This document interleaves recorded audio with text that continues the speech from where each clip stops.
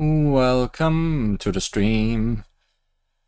Jean is never ready for her birthday party. Does she even remember when her birthday is? It's the 14th of March. Every year. Also this year, but we are not there yet. Not quite. Today, we continue what we started last time, which was Tribal Chronicles. Yes. I can do it. Well, it's fine. I can definitely do it. We can definitely do it.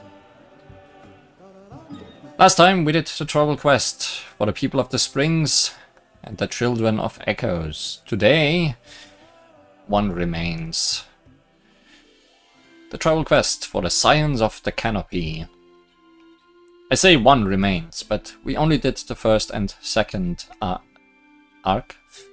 chapter for each of the others, because the rest is locked behind the main story. So let's do the same for the Scions. And then, assuming it will not be longer than the first arcs for the other two, we move here to another blue quest that is available. I have other things as well that we can do if that is also short, but let's not plan too much and then do none of them. I see orbs. Let's get immediately distracted.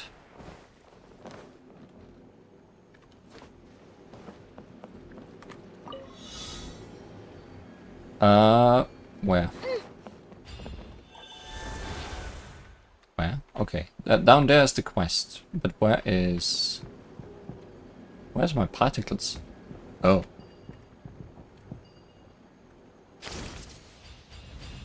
In the opposite direction of where I thought they were. Still managed.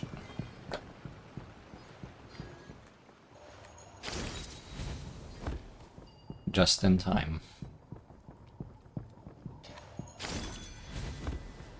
These little Yoshis are really good at moving.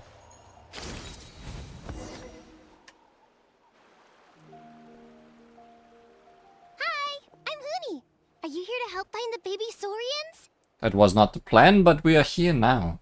So I guess there's no way out. And I'm Toba. You must be the helpers that we've been waiting for. We were just passing by. It's nice to meet you too, but we're just passing through. What Paimon said. Oh, but Uncle Sanka said he was gonna send some of his friends over to help us. You sure he didn't mean you? I'm afraid we don't know anyone called Sanka. Yeah, sorry. Whatever this is about, it sounds like you've got the wrong end of the stick. Wrong end of the stick? Darn it! We've been tricked, Huni. I should have known that Glasses Guy was a con artist. Oh, more scams. We love scams around here in Natlan. What are we supposed to do about the baby saurians now? Time's running out. I guess we can eat them. It's okay, Huni. Don't worry. Why don't you tell us what happened with these baby saurians, huh? There's been a lot of unrest in the tribe lately, and my dad's saurian got injured. Her name's Nana, and she has 3 little babies. After what happened to Nana, her babies were so scared that they ran off and hid. I'm really worried about them, so I decided to go look for them. If Nana is your dad's saurian, why isn't he the one looking for them? My dad's one of the elders, so he's busy getting ready for Turnfire night. It's a really important ceremony, more important than this, anyway. I'm not supposed to be out here either, but I snuck out without telling him. What do you turn the fire into? I didn't think it would take very long, but then that guy we ran into made us tell him loads of stories, and it wasted so much time. Yeah, he was so selfish. He doesn't have a heart. It's alright, don't let him get to you. We're here now and we'll help you, because we care a lot, don't we, Traveler? We sure do. So, are the baby saurians nearby? No, they ran away. They should be. I already managed to find their tracks, and it seems like they're hiding on the cliff. Leave it to Paimon and me. It shouldn't take long. Really? Wow! Thank you so much, Miss Traveler and Miss Paimon. Awesome. You gotta be careful out on the cliffs, though. They're really steep.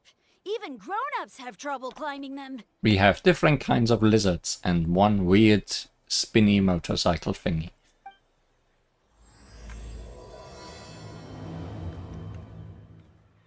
It's a motorcycle. It cycles. Baby saurians are on the cliff, so let's find a way up. I found a way up.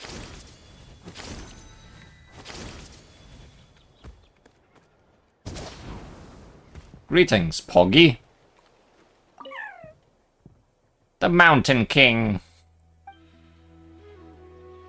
Sure. Where's my next step? I guess just here.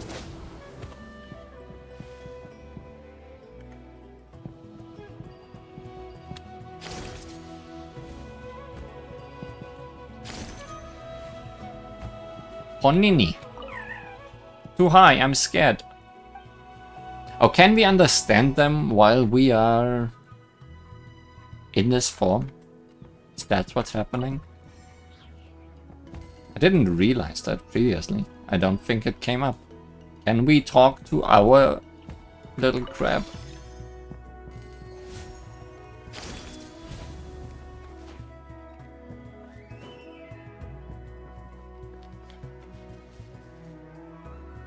Oh, Ajar is also here.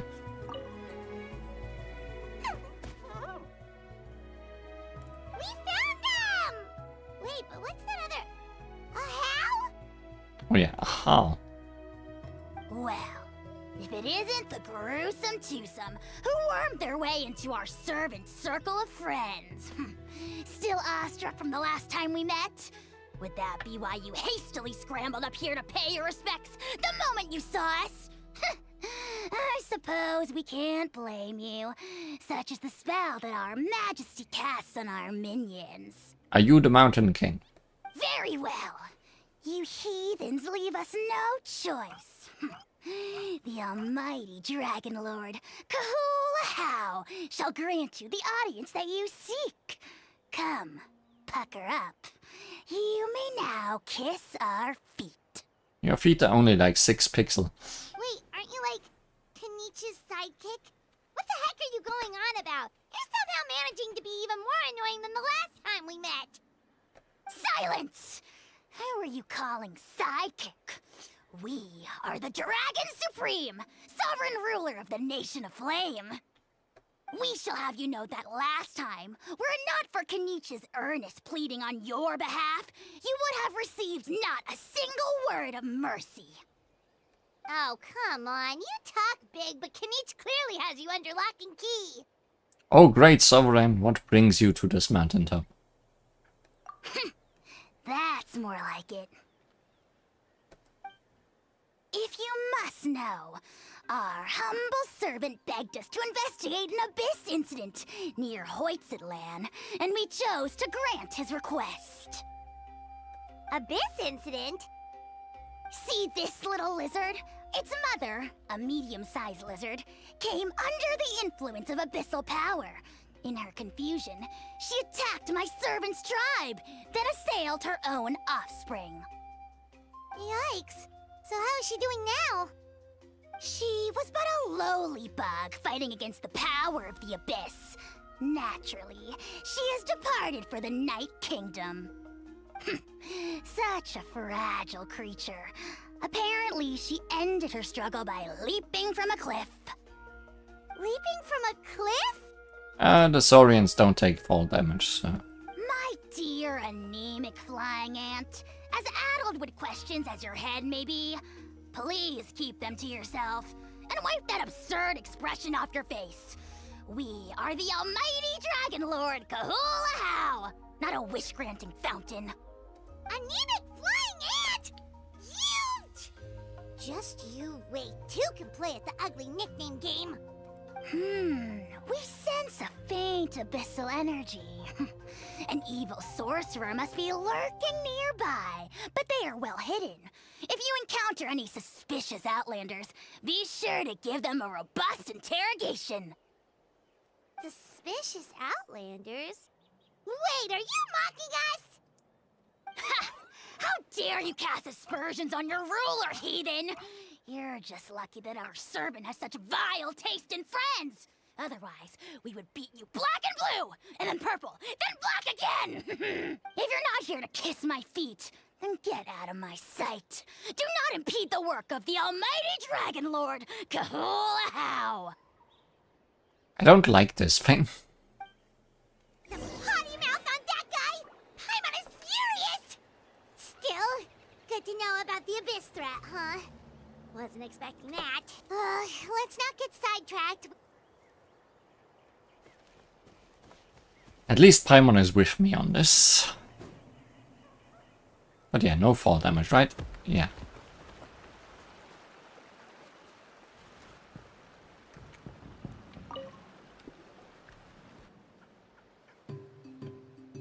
Wow, you're back already? That was so fast. I'm so glad that the babies are all right. Thank you both so much. Now we can finally go home and stop worrying about them. You're welcome. Piece of cake. You're not from Natlan, right? Because your clothes look different than ours.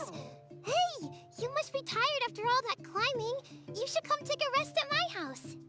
Yeah, please come. I promise you'll get a big Scions at the Canopy welcome. We love having guests, and you're really nice people. Not like Glasses Guy. By the sound of it, Glasses Guy wasn't from Natlan either, right? Uh-huh. Well, his clothes sure weren't. You know what? Now that I think about it, there was something really fishy about him.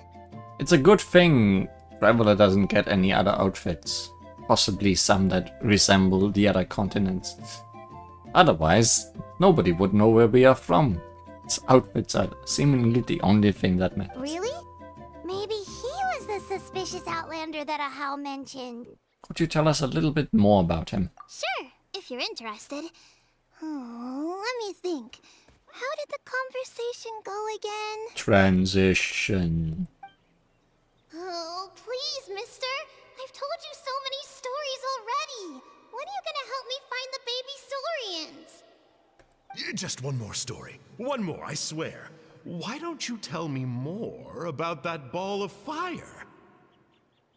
I heard that there was a huge transparent ball of fire that used to burn 500 years ago, 1,000 years ago, maybe even further back than that.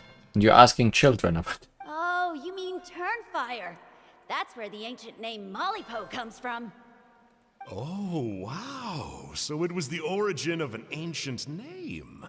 That's impressive. Uh-huh. There's a story behind every ancient name. The legend goes that the Turnfire first appeared in the era of the Grand Alliance. It was used by the tyrant Ochkan to rule over Natlan and oppress anyone who opposed him. Turnfire is different from normal fire. If you get set on fire with it, you'll feel horrible burning pain from behind you, but you won't die from it right away.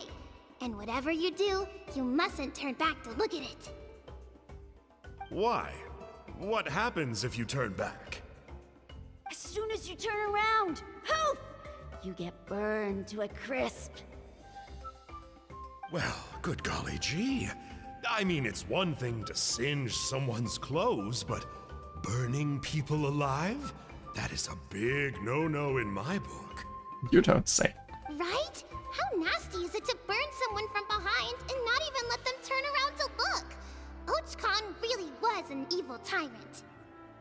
Yes, shocking behavior. Now, let me guess. Eventually, a valiant hero came to save the day? That's usually how these stories go. Good guess, Uncle Glasses. Seems like you really know your stuff. The hero was called Yupanqui. He's the ancestor of our tribe. Yupanqui was friends with Ochkan the Tyrant, and also Shibalanke, the first Pyro Archon. He was working as an ordnance officer for the Grand Alliance at the time. He didn't like how Ochkan was such a cruel tyrant, so he stole the Turnfire and threw it at the Ochkan's army. The soldiers couldn't defend against it, and they all got turned to ash. And that's how our ancestors set our people free. But just as he was about to leave the city, he thought he heard Och Khan calling out to him from behind. It caught him off guard, and he turned around to look. But Och Khan wasn't there. All he saw was a city burned black, an army in ruins, and giant flames reaching up into the sky. A split second later, the flames he saw burst out from inside his eyes and swallowed him up. All it took was a single glance.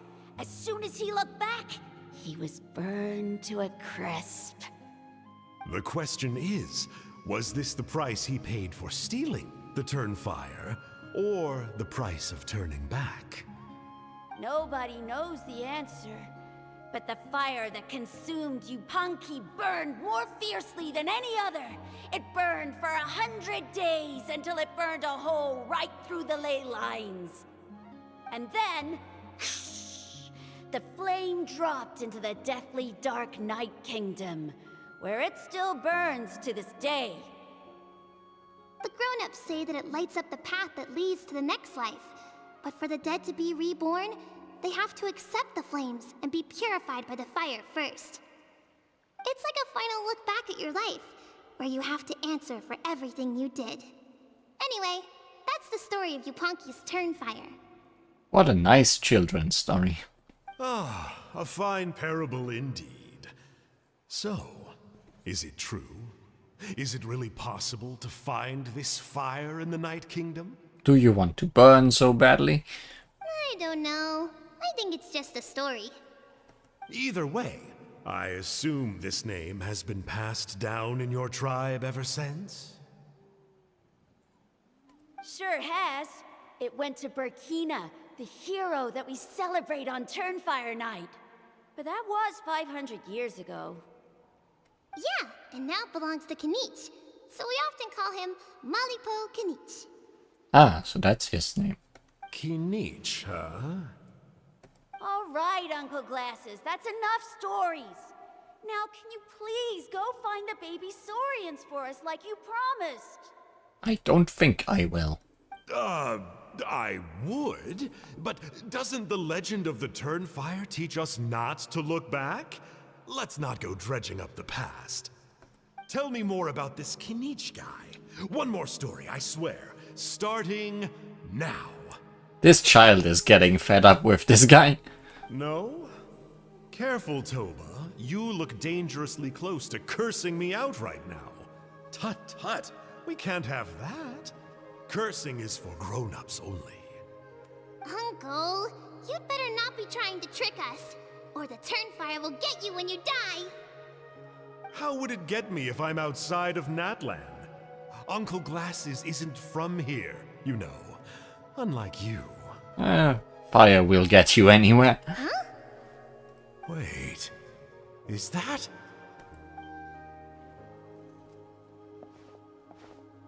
All right, kiddos. I'm a man of my word. 2 of my friends are on their way here, and, yeah, they'll help you out on my behalf. This guy looked familiar. I still don't remember who he is, but... Work them like dogs, okay? That's what they're here for. Don't go easy on them just for my sake. Really? Well, first, can you tell us your name? Isn't he one of the Abyss Lectors? We met at the foot of this cliff, so beneath the peaks, let's go with Sanka. Let's go with that, yeah, sure. Seriously? If you don't believe me, turn around and see for yourselves. They're right behind you. Huh? Where? Oh, wait! Uncle Sanka, where did you go? Yeah, definitely a fishy character. It sounds like he was digging for info about the ancient names. Yeah, and not only that, but he betrayed us too. He'll pay for this. All he got out of us was some stories, though. What's the worst that could happen? Traveler, maybe we should go tell Kanich about this. Ahau says he's investigating it, but he's a bit of a loose cannon. We probably shouldn't take him at his word. Huh? You know Kanich? Not very well, but we have met him before, and one time we had a meal together. Aw, man, I'm so jealous. I never even spoken to him. He's so cool. He's the Saurian hunter, and he has a really awesome ancient name. Me neither. I don't think my dad really likes him, though. He always tells me to stay away from him. Probably because of that little creep he always hangs out with. He's nasty, and he's so full of himself. And he's all pixely. Oh, the creep who calls himself Kahul Ahau? Yeah, we've had the pleasure of meeting him too. He sure loves pushing people's buttons. Exactly. I don't know why Kenichi partnered up with him. Why didn't he pick me instead? Uh-oh! Huni, look how late it is. We've been out way too long. We better get home now or we'll get yelled at. Oh, yikes. You're right. Okay, well, this path here leads to our settlement. If you decide to visit, remember to come to my house. If there's anything you need, my dad can help get it for you. Hope to see you soon. We gotta run. Bye for now.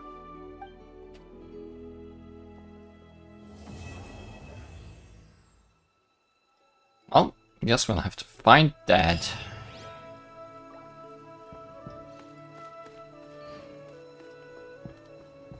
I think this path leads to the village. Maybe not. Only over a long path. Let's just teleport to the village.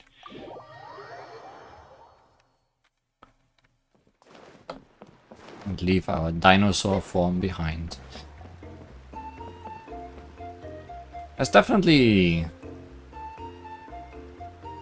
It might be up there in the tree. An oculi here. But I didn't find it the first time I was here either.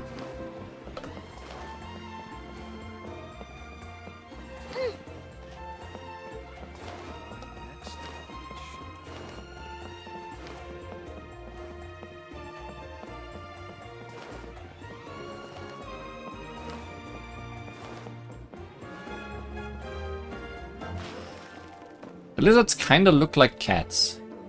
Part of them at least. Like their faces.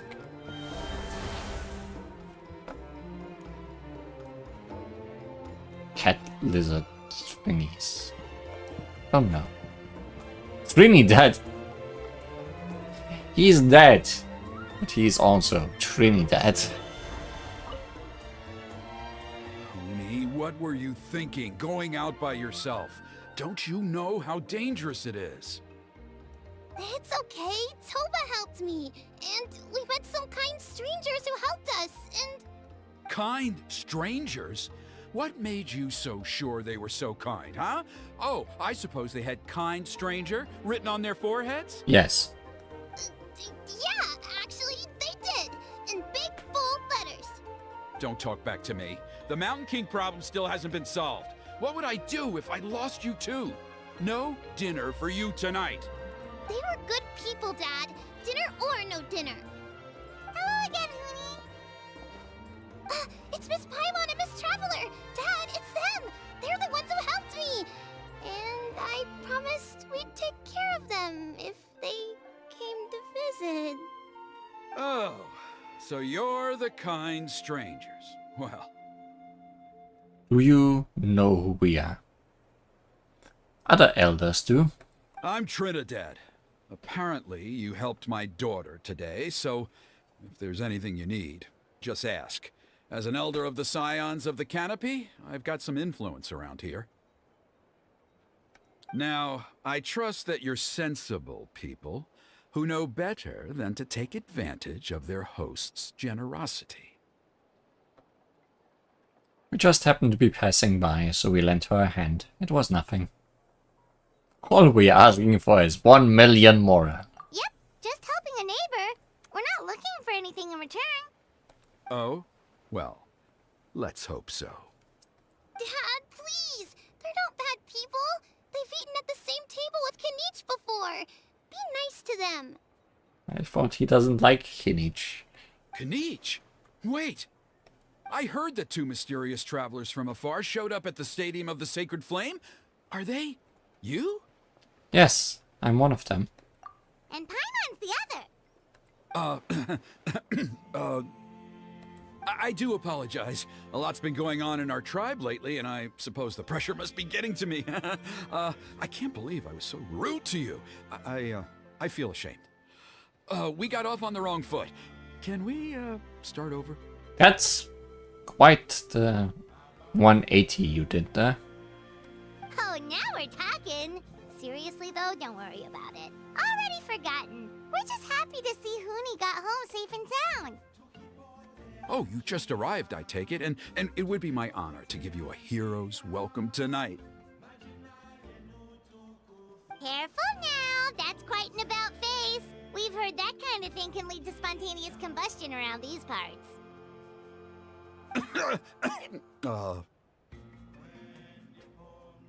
Save the VIP treatment. If you need a favor, let's talk. My dear traveler, you are very perceptive indeed. Go inside now, Huni.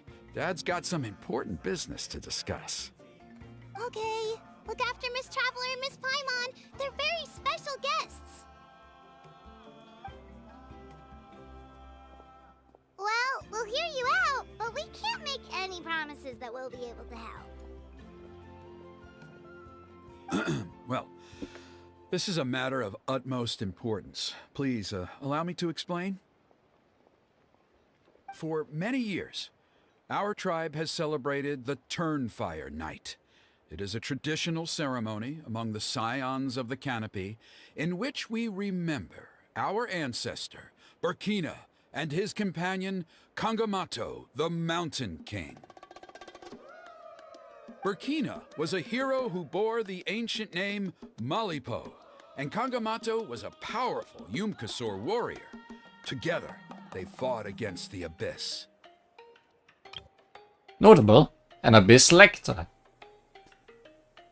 Not related, surely.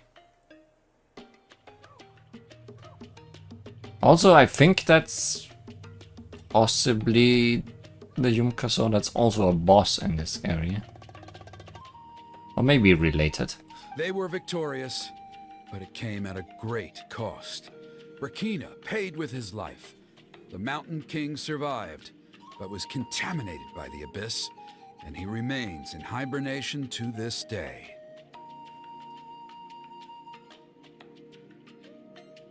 Normally, Yupanqui never live longer than a century. It is possible that the abyssal power is responsible for his unnaturally long lifespan. Wait, so he's still alive? Is he the boss? Oh, that's right. The Mountain King is a living symbol of our glory, but even this glory comes at a price. The abyssal power inside him is highly sensitive, and when it is disturbed, he awakens and flies into a blind rage, attacking anything that moves. So, besides the ceremony, another important part of Turnfire Night each year is cleansing the abyssal power inside the Mountain King, so that he will remain sound asleep.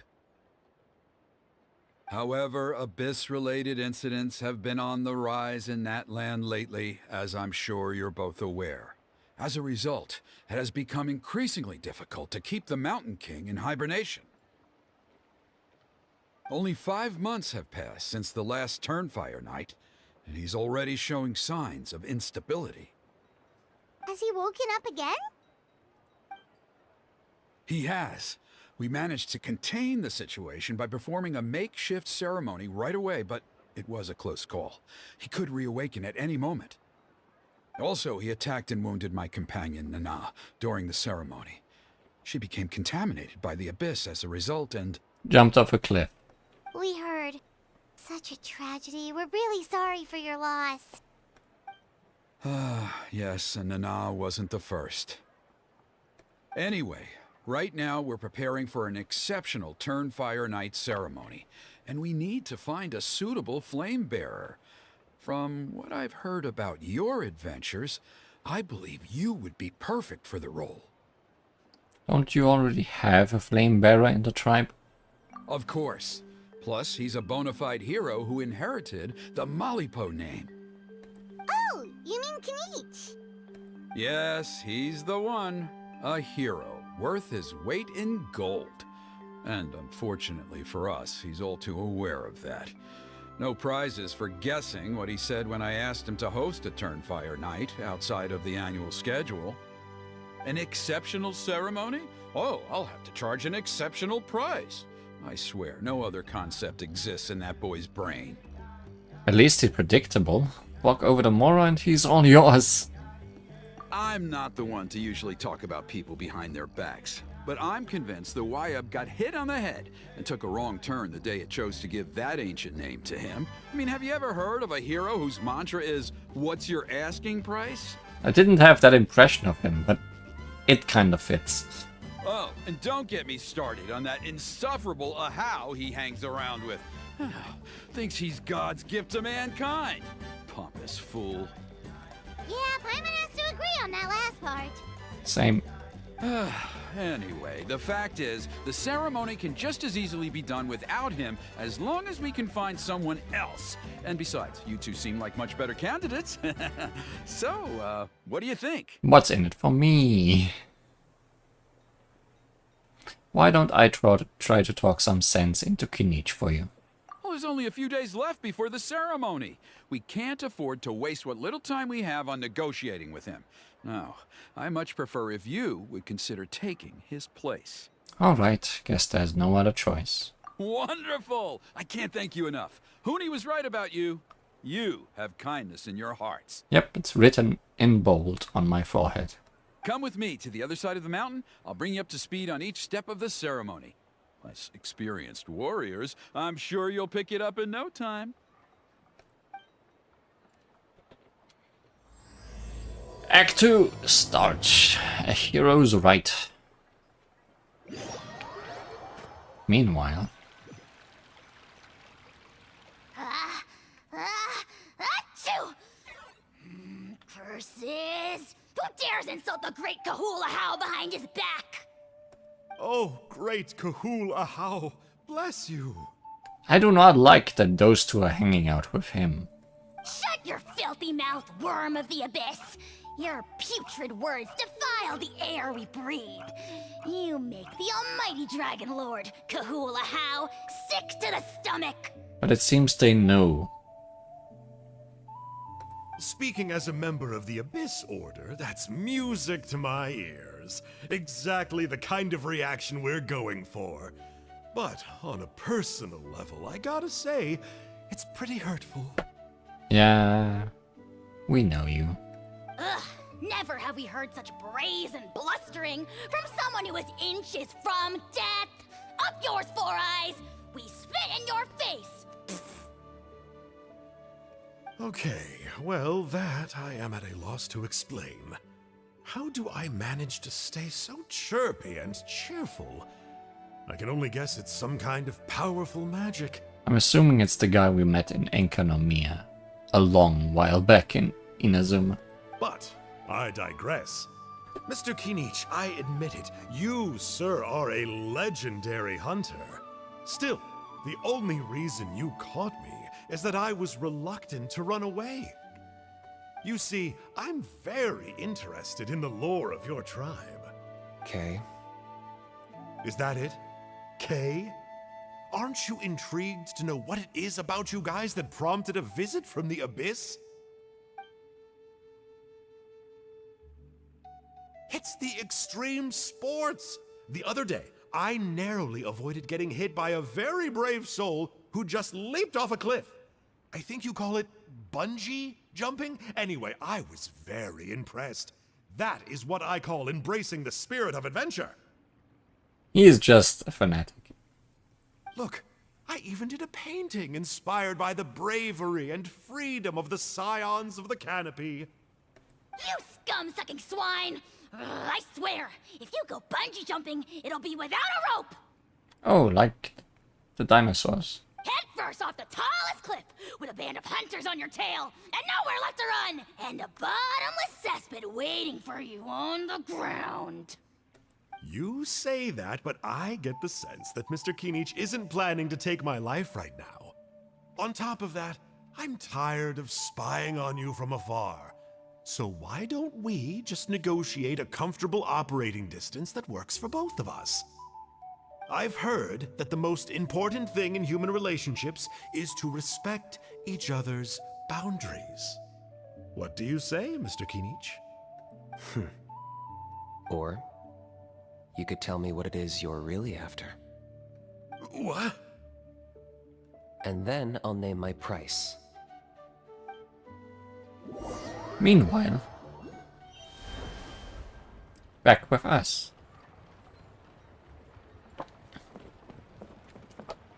Go to the mountain. It is the mountain.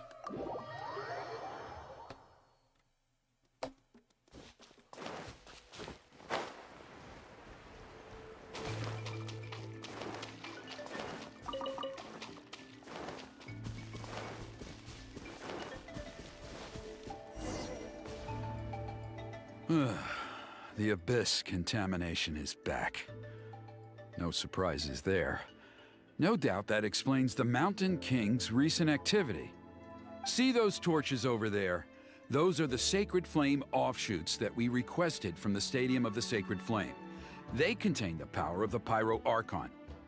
Are you saying that the Sacred Flame and the Turnfire are the same thing? Well, for ceremonial purposes, at least. Sending someone to the Night Kingdom to retrieve the legendary Turnfire isn't exactly an option. More to the point, though, the Sacred Flame is able to burn away abyssal filth, so that's why we use it in the ceremony. Gotcha! So basically, we just need to clean up the filth with the Sacred Flame. Well, that's one part of it, yes, but the complete ceremony is a bit more complicated than that. First, the Flame Bearer must collect a kindling of the sacred flame from the starting point, then use a grappling hook to fly up into the sky and light each of the sacred flame pillars. Then they must go down into the canyon, all the way into the cave where the Mountain King slumbers, lighting braziers and the final altar along the way. The most skilled flame bearers can accomplish all of this without touching the ground once. As much as I hate to admit it, Kinich is capable of this. Wow! He can do all that flying without ever falling to the ground? Extreme sports. So can you, Paimon. Well, of course Paimon can. It'd be much harder for you guys.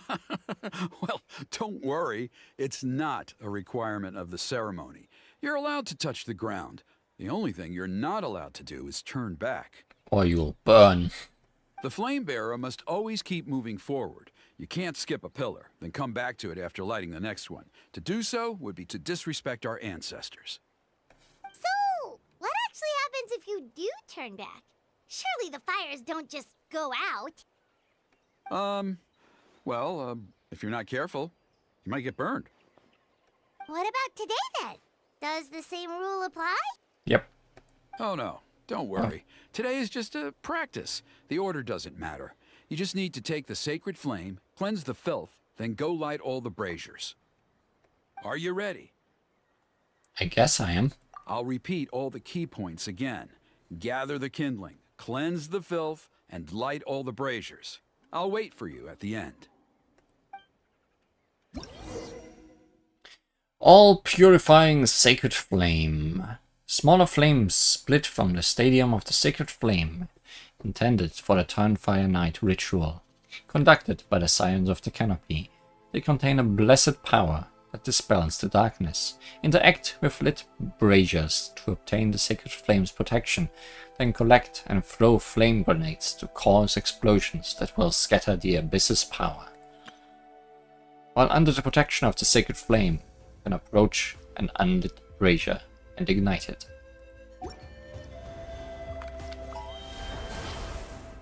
Obtain kindling. Let's use this kindling to complete our mission. There's abyssal filth over there. Let's burn it away with the sacred flame.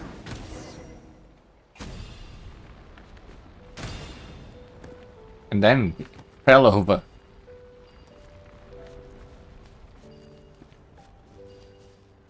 Okay, where's the next one?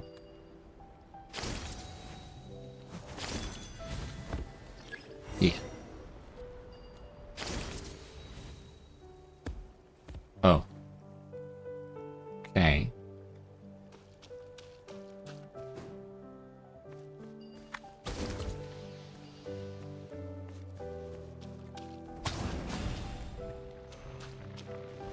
Oh, this was not a brazier.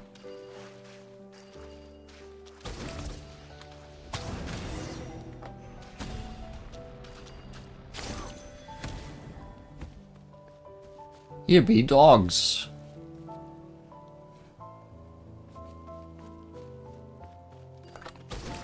Let's burn them.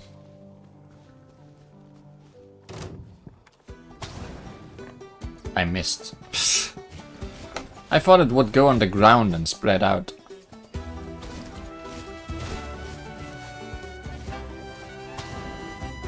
Okay. Guess not. May I present? Let my name echo in song. Come on out. Right here. Clear the area! Watch out! That's enough!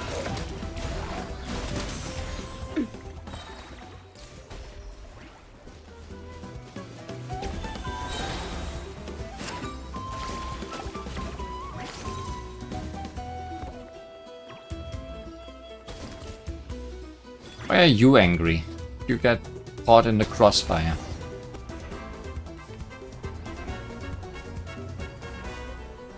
First seems like it.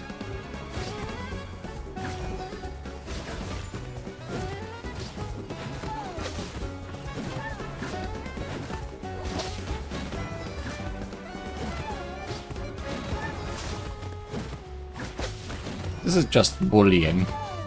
But I'm not sure who's bullying whom.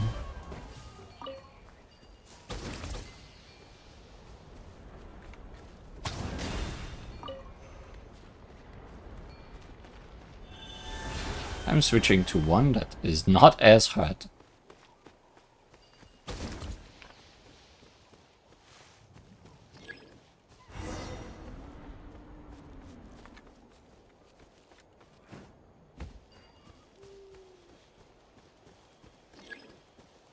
That should be all the braziers. Let's regroup with Trinidad. I knew I was right about you. You have outperformed all of the other previous candidates.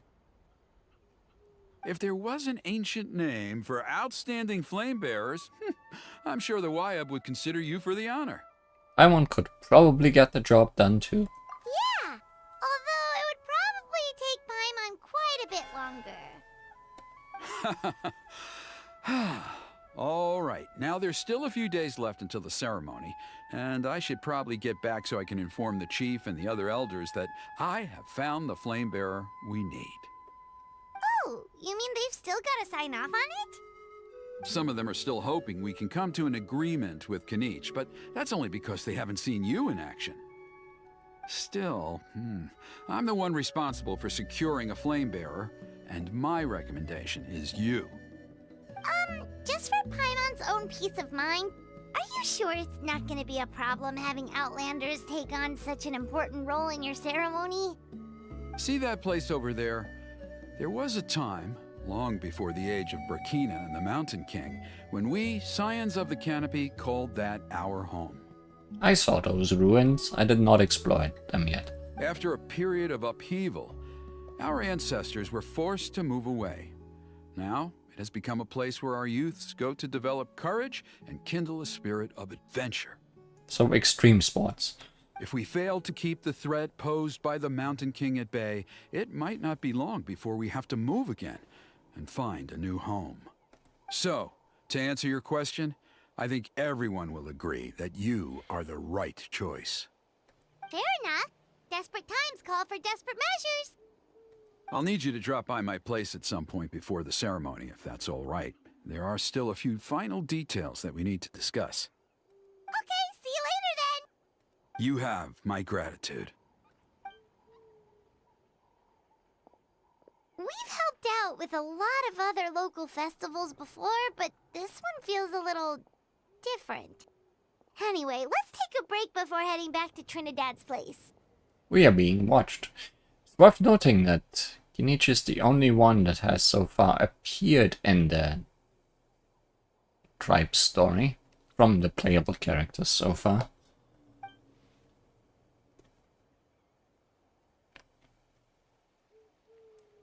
And with that Abyss Lector around, this one also seems more important.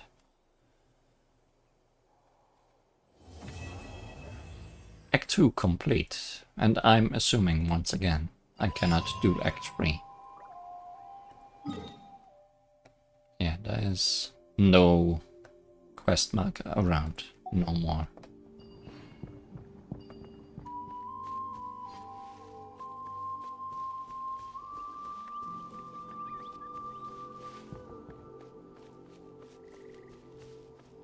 Now, yeah.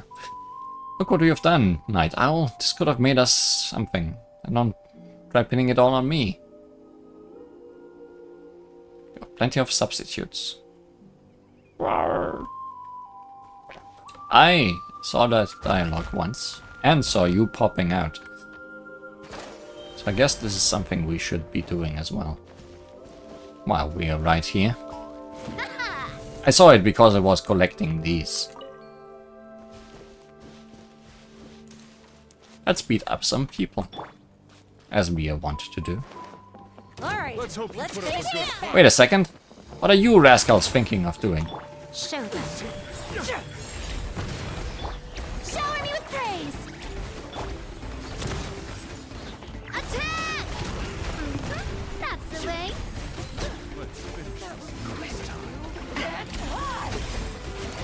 Hey there!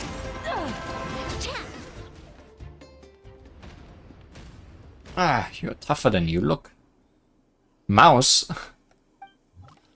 Ah, who did we offend? Who'd send someone on this day of all days to come whack us? Please, big sis. How have we offended you? Just let us know. We won't do it again. Hey, you little rascal. You're really gonna grovel before this piece of work? Think talking tough's going to make us a living. I can see it now. I tell you, we're just living like thieves and crooks. There's nothing special about trafficking Saurians, is there? If the only alternative is being robbed by a stronger crook, why shouldn't I go with them instead? Not to brag, big sis, but I'm sure I'd be way more useful to you than these two. Just call me if you need anything. I'll settle it nice and clean. Well, I do happen to be shopping about for a second. No. Thanks for your consideration, but no need. Also, you're a bunch of bad eggs anyway. No way good guys like us would team up with Saurian traffickers like you. Yep. There's no one gooder than me. Anyway. Whatever designs you have on the Saurians, better stop now, or well, the Juan will show you what's what. Rawr! Two traffickers leave amidst a cloud of resentment. One wonders how that Okusaurus is doing. Shall we go to see it?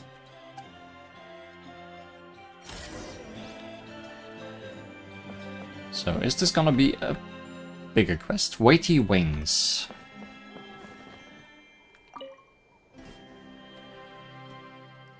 Roar. Oh no, it looks so weak. It must have suffered so much. Roar. Oh, there was something we could do to help. Roar, roar, roar. What is it? Do you have an idea, Crab? Roar.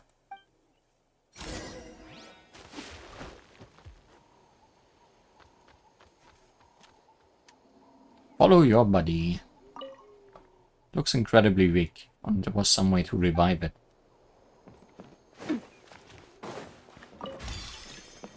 Just a quick look around. Oh, there was another one of these that I didn't get.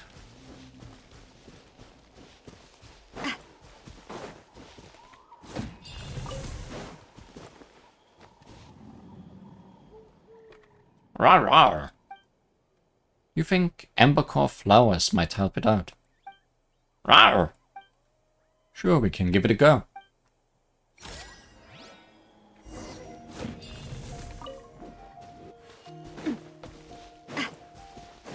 You like flowers. I mean, they are your color.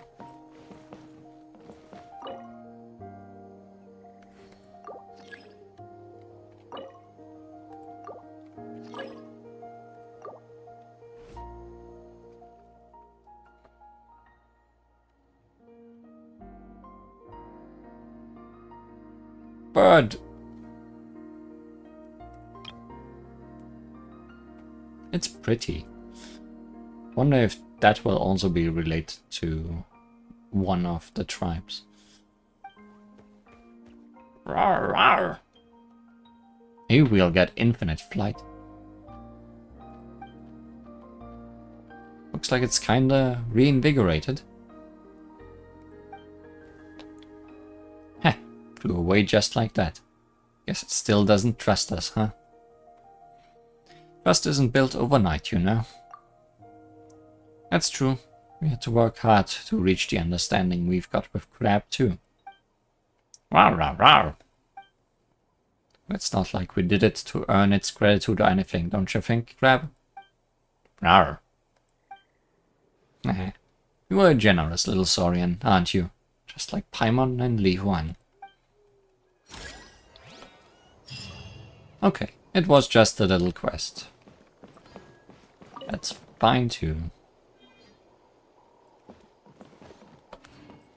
Mountain Ranger's Map. Well, now we are moving on to that quest. There was a teleport right on it, right? Yeah.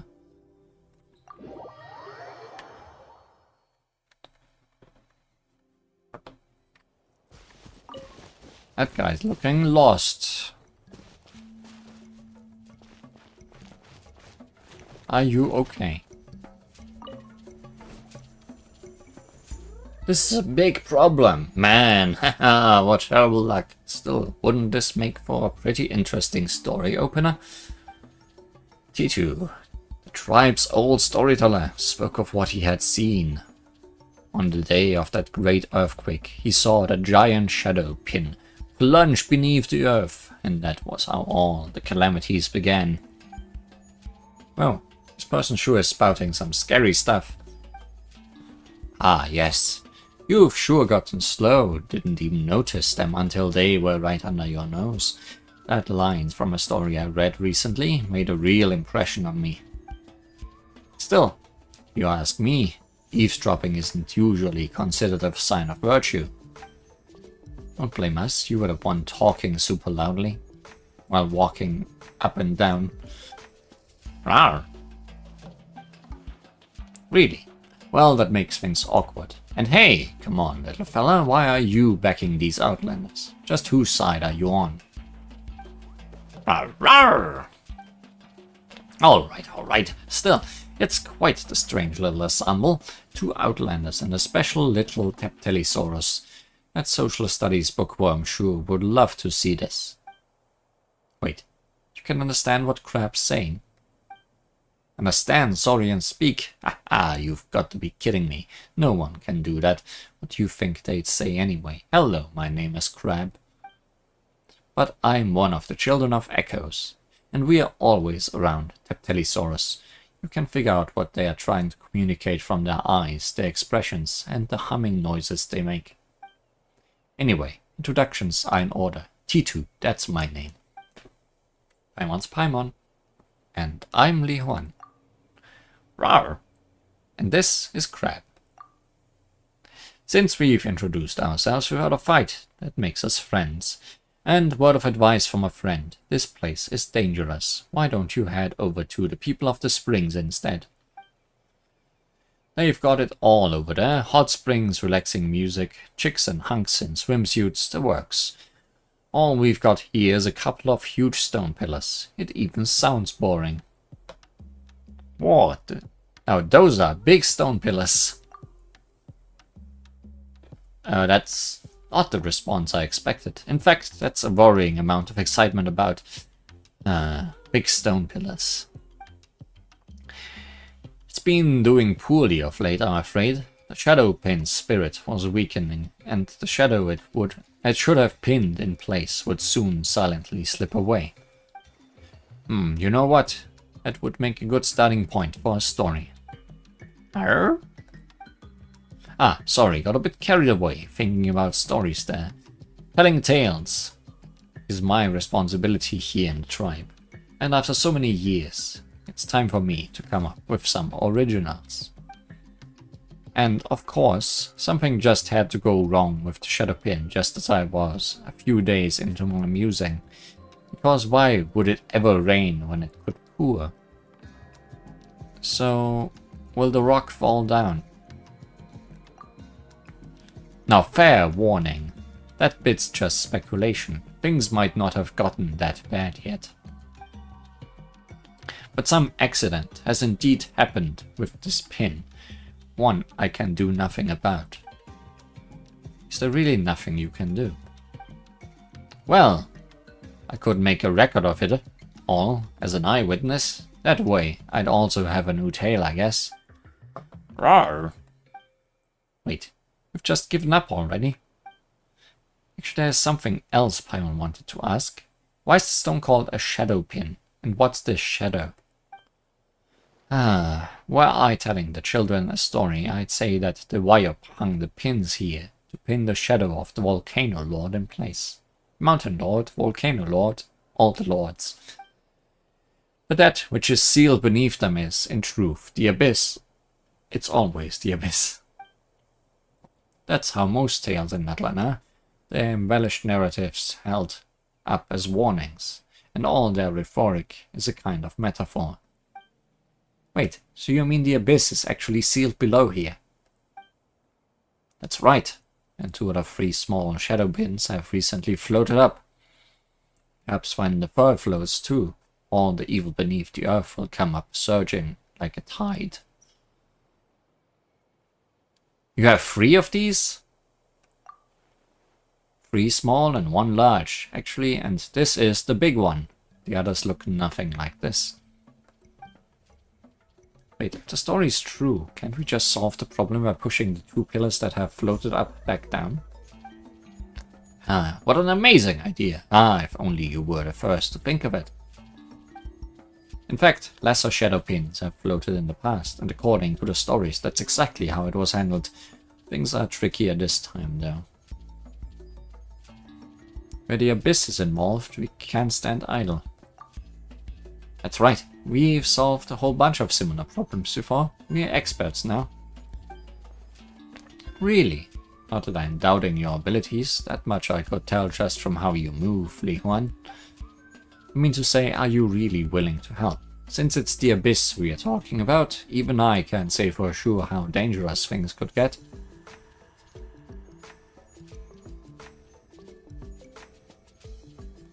Oh, so scary. I regret everything. And alas, now my stomach suddenly hurts.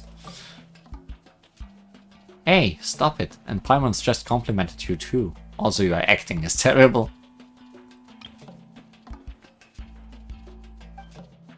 Anyway, the point is that we'll help.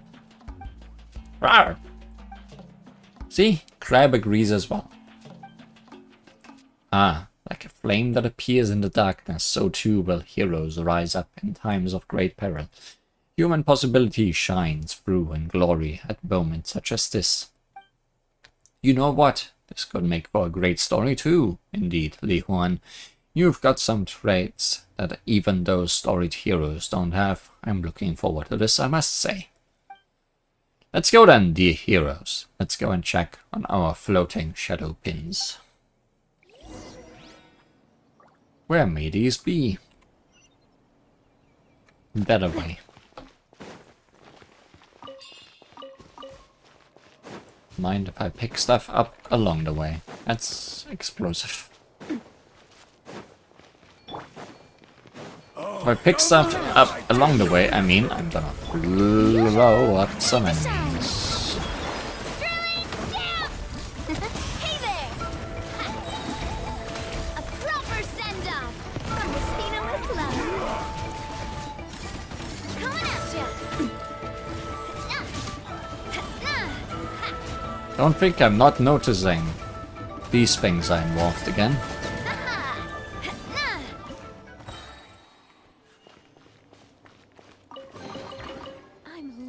this treasure hunt. The story is definitely related to the last one. First we need to touch that. Do you see it? That golden pattern in the air.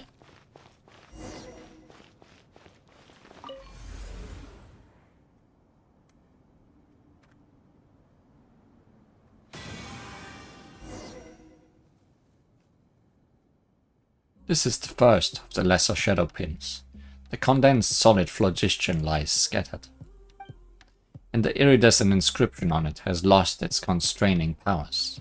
Ah, just as before, the abyss's influence has squeezed it out of the stone pillar. By iridescent inscription, do you mean that shiny golden stuff we just saw? Now that you mention it, I think we've seen them before. Yep, with the other quest. Have, in Natlan. That's not something that ordinary travelers or adventurers often see.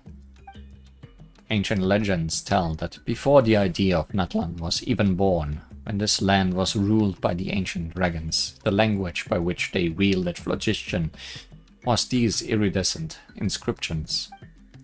These days none understand the meaning hidden in these lights. Only the golden engravings scattered across Natlan remain to mark the trail of those ancient dragons. Wait. Do you know how to work it, but not how it works? We cannot decipher the meaning of the inscriptions, but the way we use phlogiston are the same, so we do understand it on that level. Let me try to explain. So, Liyue has those mysterious adaptable mechanisms, yes? And while humans don't know the principles underlying their function, they can still make use of them.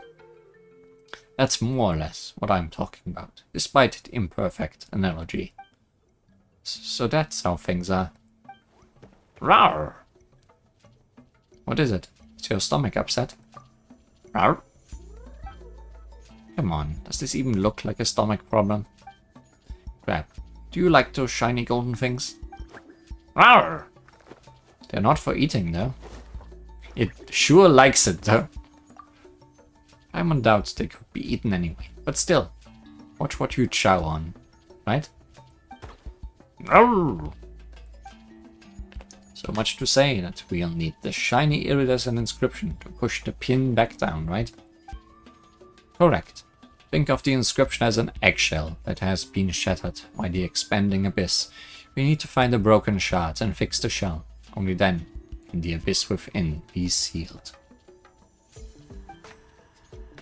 Huh, that's a better analogy than the last. Agreed. That was super easy to understand. Alright then, let's begin. You're ready, Li Huan. Please touch the inscription beneath the pin. We've got to collect as much of the inscription's power, scattered as it is around the stone pillars, as we can. Of course, the abyss will resist, so please be careful. Prepare the inscription.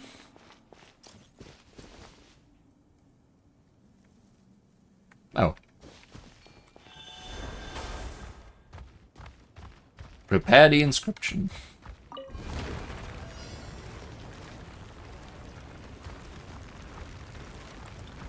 Break the statues.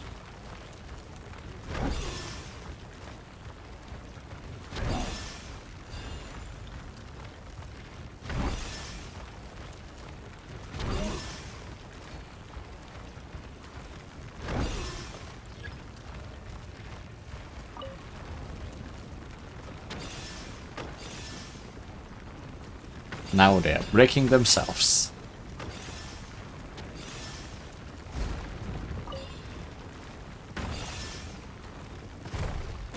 Okay, that does not work.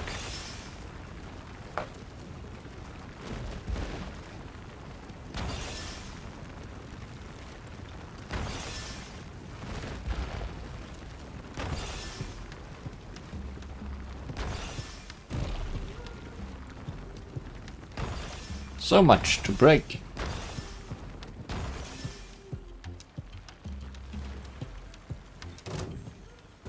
Watch out, enemies.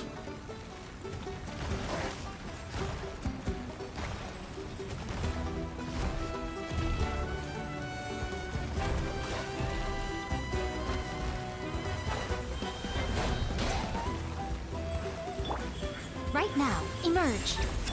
Strike a pose! Attack! That's it. Get back! Hey there! Oh, big one. Watch out! Not fire! Well, withdraw. Right now, right here. Emerge. Big one gone. It's one down. Can't believe that worked. That was truly a scene from out of a story and song. The cacophony fell silent, and the pin returned to its original state. Then, its giant form crashed to the ground. Whew, to think that someone could really accomplish this. This isn't a dream, is it? You are all real, aren't you? Not figments of my imagination. Wake up, wake up. You've got to fix this yourself. Hey, there's no need to be so mean. But anyway, didn't Paimon tell you? You weren't super strong. Rawr! You think so too, don't you, Crab? You weren't affected by the abyss, weren't you, Li Huan? I'm alright for now. Even our strongest warriors must remain vigilant, and then some in the face of the abyss. You are no ordinary person, Li Huan. Who knows? The story I spin from this material might even surpass those of Sanhal. Arr! Well, that sure sounds impressive, but who's Sanhal? For those who tell stories in their tribes, Sanhash, of the Masters of the Nightwind, is worthy of reference indeed. Alas, time is short. I'll tell you more about Shanash when we've got more time. Alright then, let's head for the next floating shadow pin. I want to fix this issue and start writing by nightfall. Woohoo! Let's go, let's go. Rawr!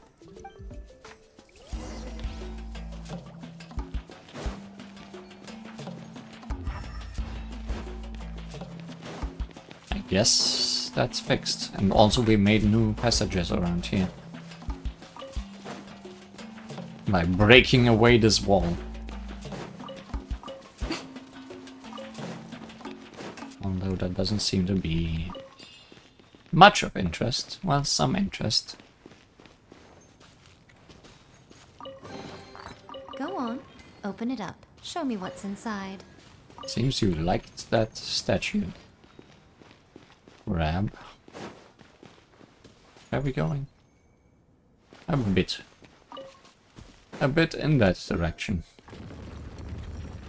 All fine.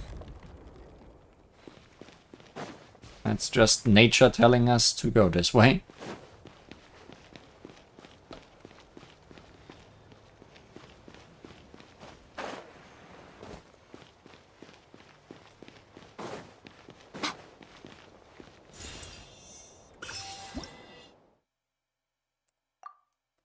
Just noticed there was a tutorial going on.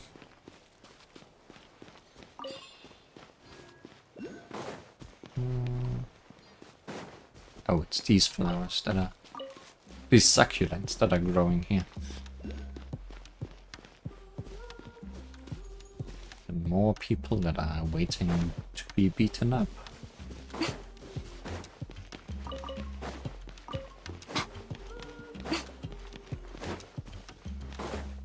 Can't let them wait too long. Come on, right here. Emerge.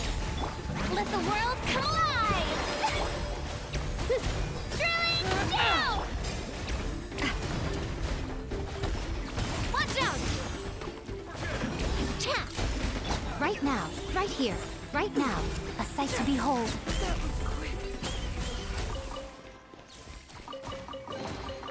Go on.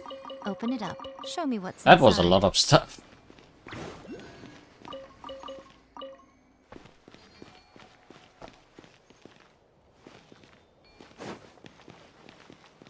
Also, Farina is leaving me on quite low health.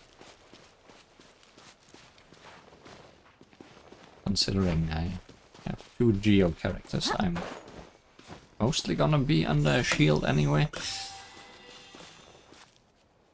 So I don't feel like healing is too necessary. Famous last words. Emerge. Watch this! Right now. Show me your courage!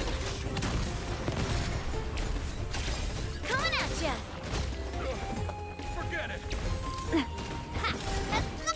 Hey there!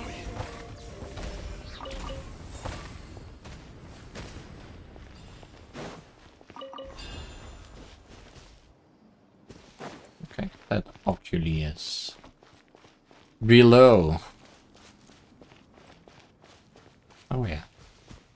We are definitely going below-wards. Oh yeah, there's one of the few teleports again that I do not have.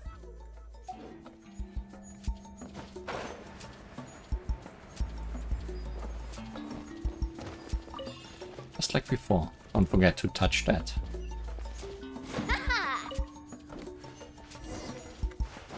Also the Oculus. Don't forget to touch that. Also don't forget to touch this. Oh yeah, that's the pin.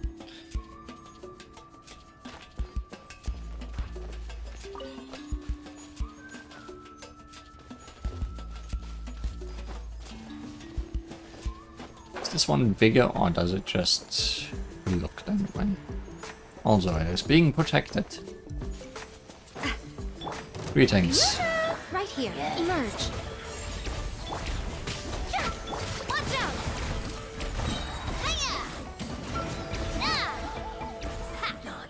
It wasn't protected well.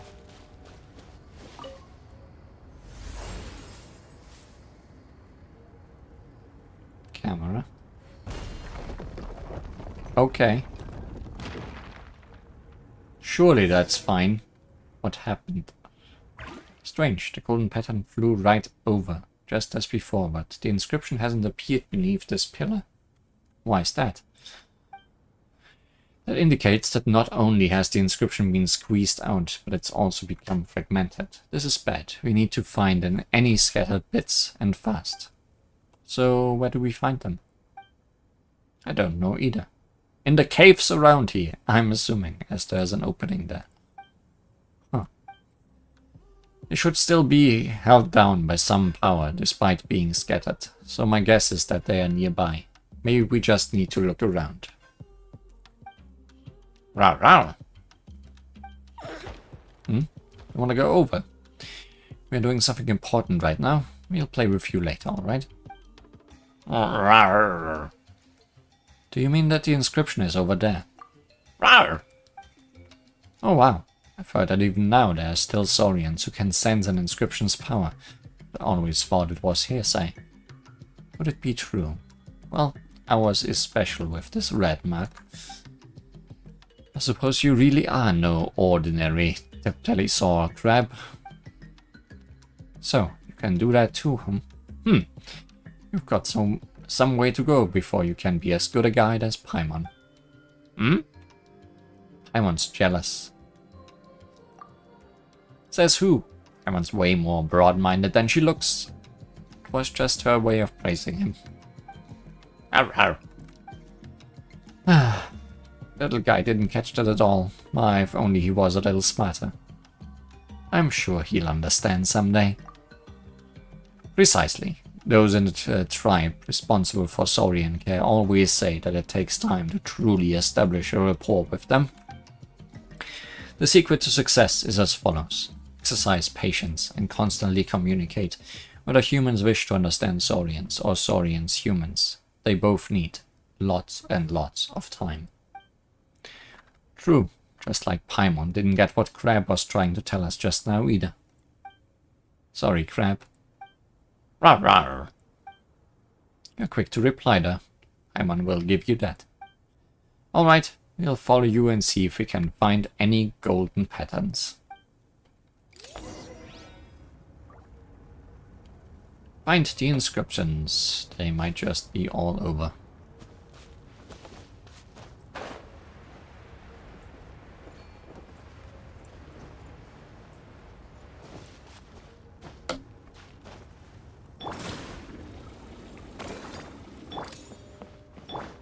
You know what? Shower me with praise.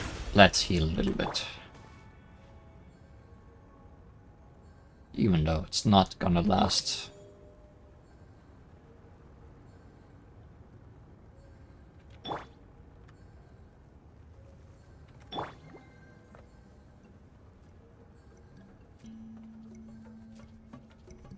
Really nice. So much HP. Okay. We need a key. Red metal key. To get in here. Here's something we can break. Easily, even.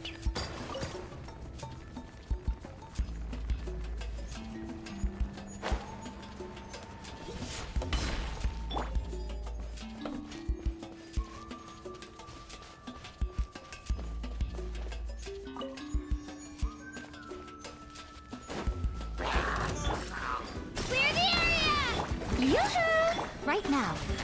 Emerge. Attack! Goodbye, Hilly Charles. Quick, let's pack it up. Someone is still angry. Someone has stopped being angry.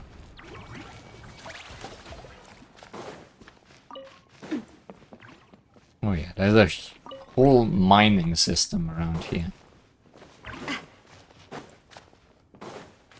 So we're just gonna look around.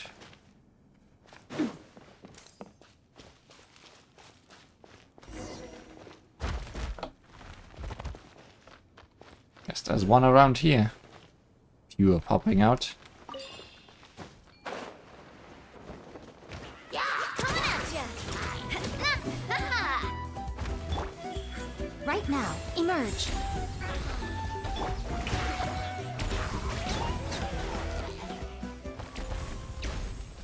In here. Let her rip.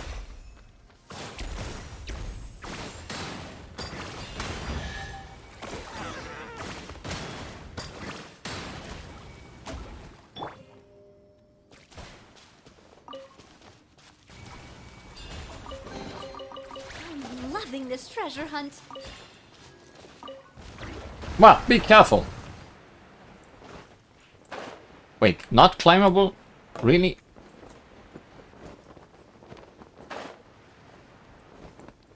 Well, this just de-escalated.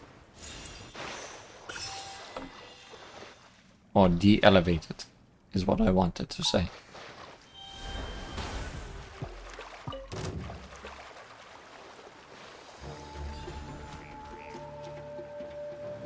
Little one angry.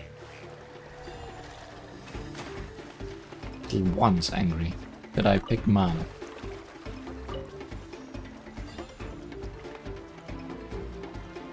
Just don't get stuck in any waterfalls. Oh yeah, here's our inscription.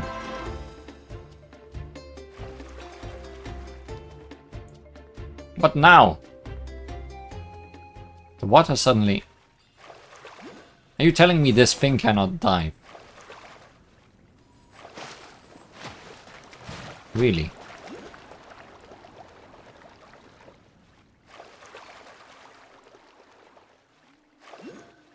Really?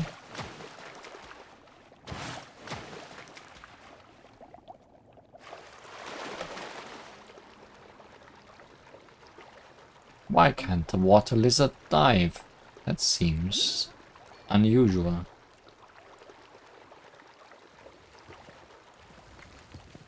So the guy who was behind the water rising just now. And that mechanism let us lower the water level. Why did you do it? Did I just obliterate him?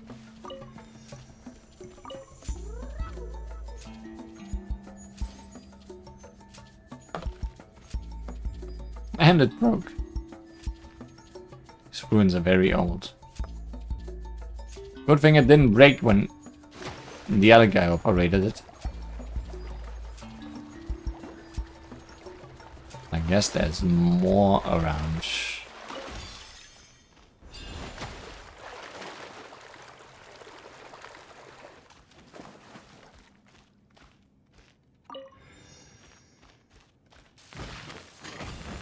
Ouch.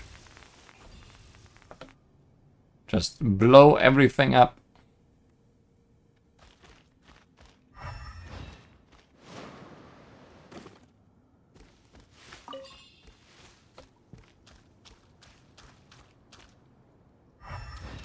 We'll open this gate yet.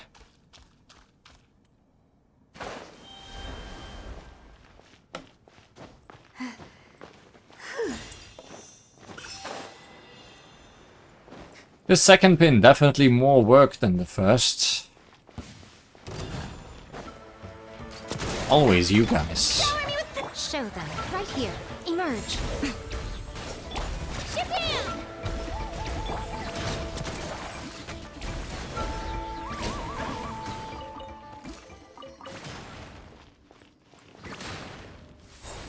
Yeah, everyone's already back at lower health. Arena's health management doing its worst.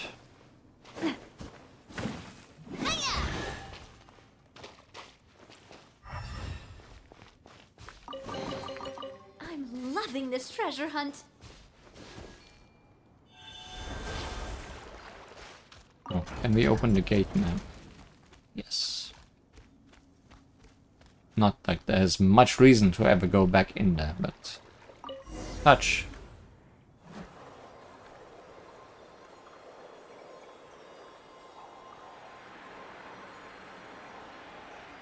And we get a shortcut back.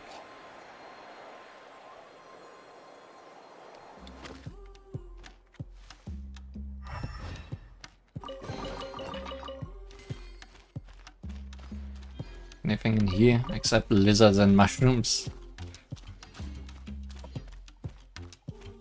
Doesn't look like it. No ancient inscriptions.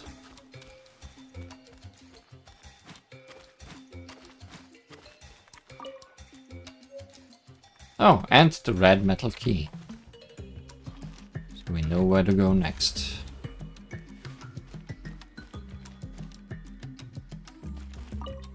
And the red horned lizard.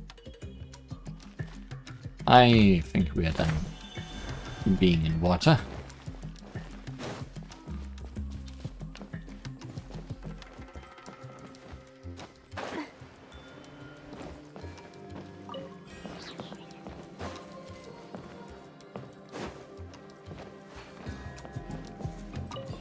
Yeah, you sure want me to go back to drill. Oh wait, this is where we fell. At least this wall was climbable. All of this falls. Okay, did not expect that. Everything that's green. And there was nothing left over here.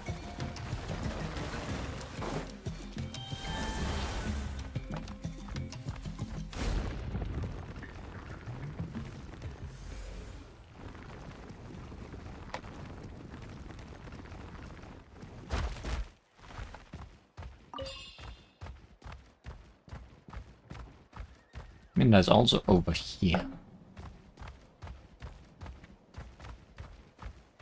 Can you find your way down there? Or will you just wait here? I want to check out the other direction.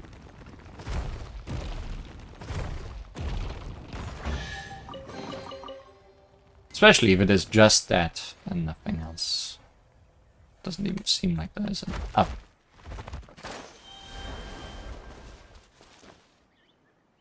No. I mean, on the map, shows there's a path here.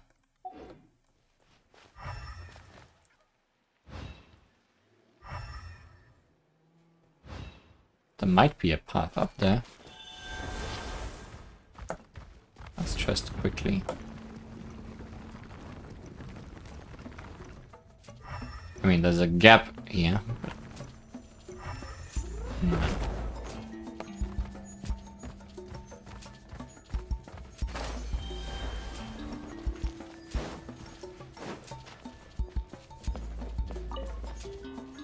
Loaded away. Surely the eggshell should be complete now.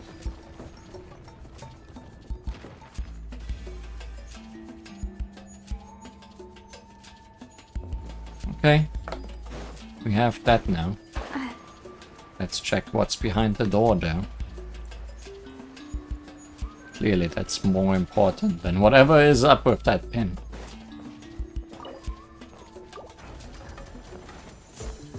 Rewards! So many rewards. Loving this treasure hunt.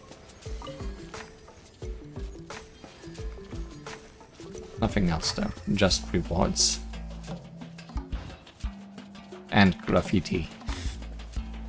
Always graffiti.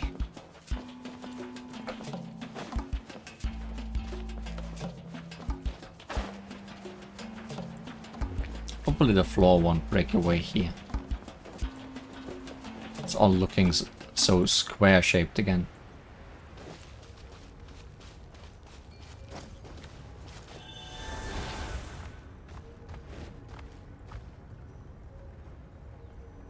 Let's repair.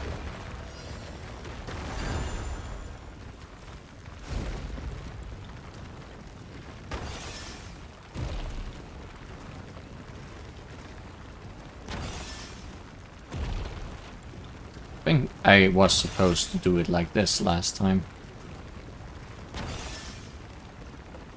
And just took the shorter way. The longer way, I mean. Hey, I was right. Square-shaped things do break.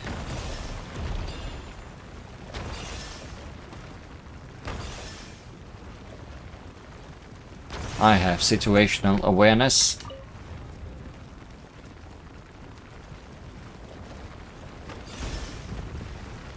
Oh, you're not taking me farther than this, huh?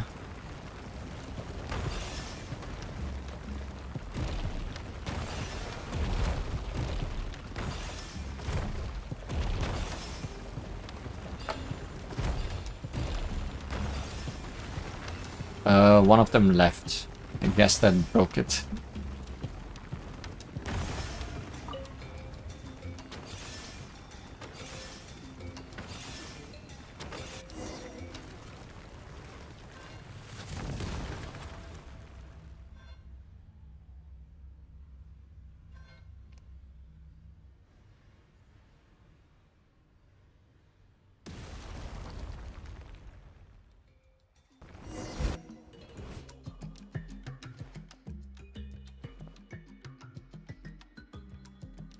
We did it! The 2 shadow pins have been plunged back into the earth.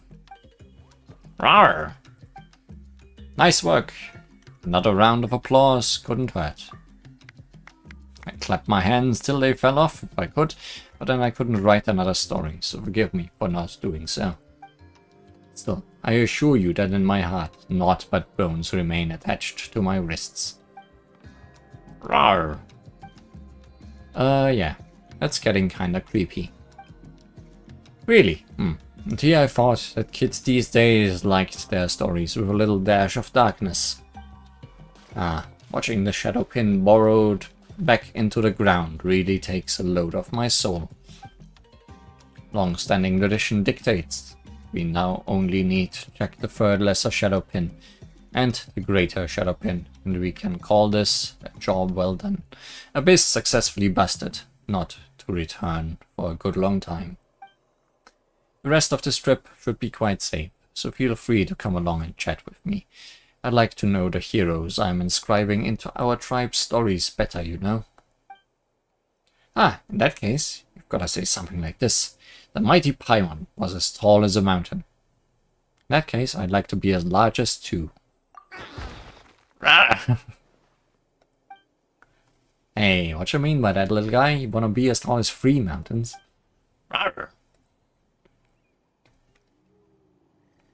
Ah, Crab, you truly are a saurian of prodigious appetites. Arrgh. Sure. In that case, my brave warriors. Paimon, as tall as a mountain. Li Huan, with the stature of 2. And Crab, who has the bulk of 3. Would you kindly come with me, T2, the poor little human-sized dwarf, to check on that last little shadow pin?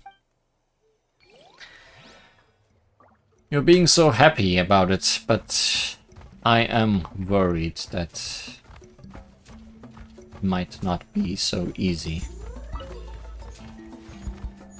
Also, are we now going that path where I just checked but there was no way, and now there is a way? I don't know. Yes, exactly. Or maybe we're underneath. Doesn't matter.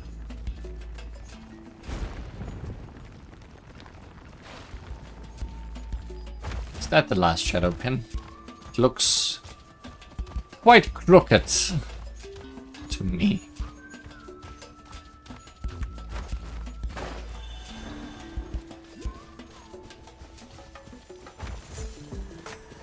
At least it's not in some cave network.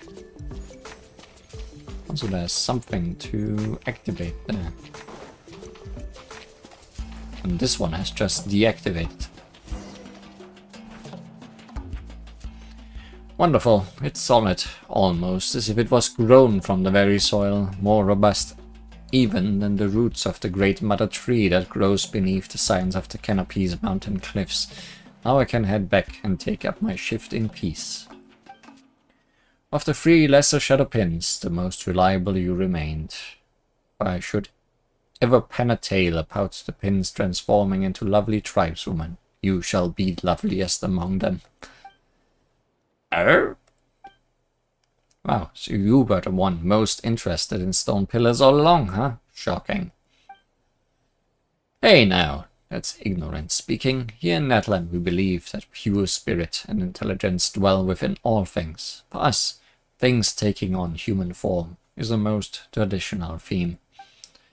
For example, the tale of a beech tree's shadow that transformed into a young woman, and the young Flower Feather Clan tribesman fell from the sky, or the story of a man who was human by day but would morph into a saurian under the moonlight at night.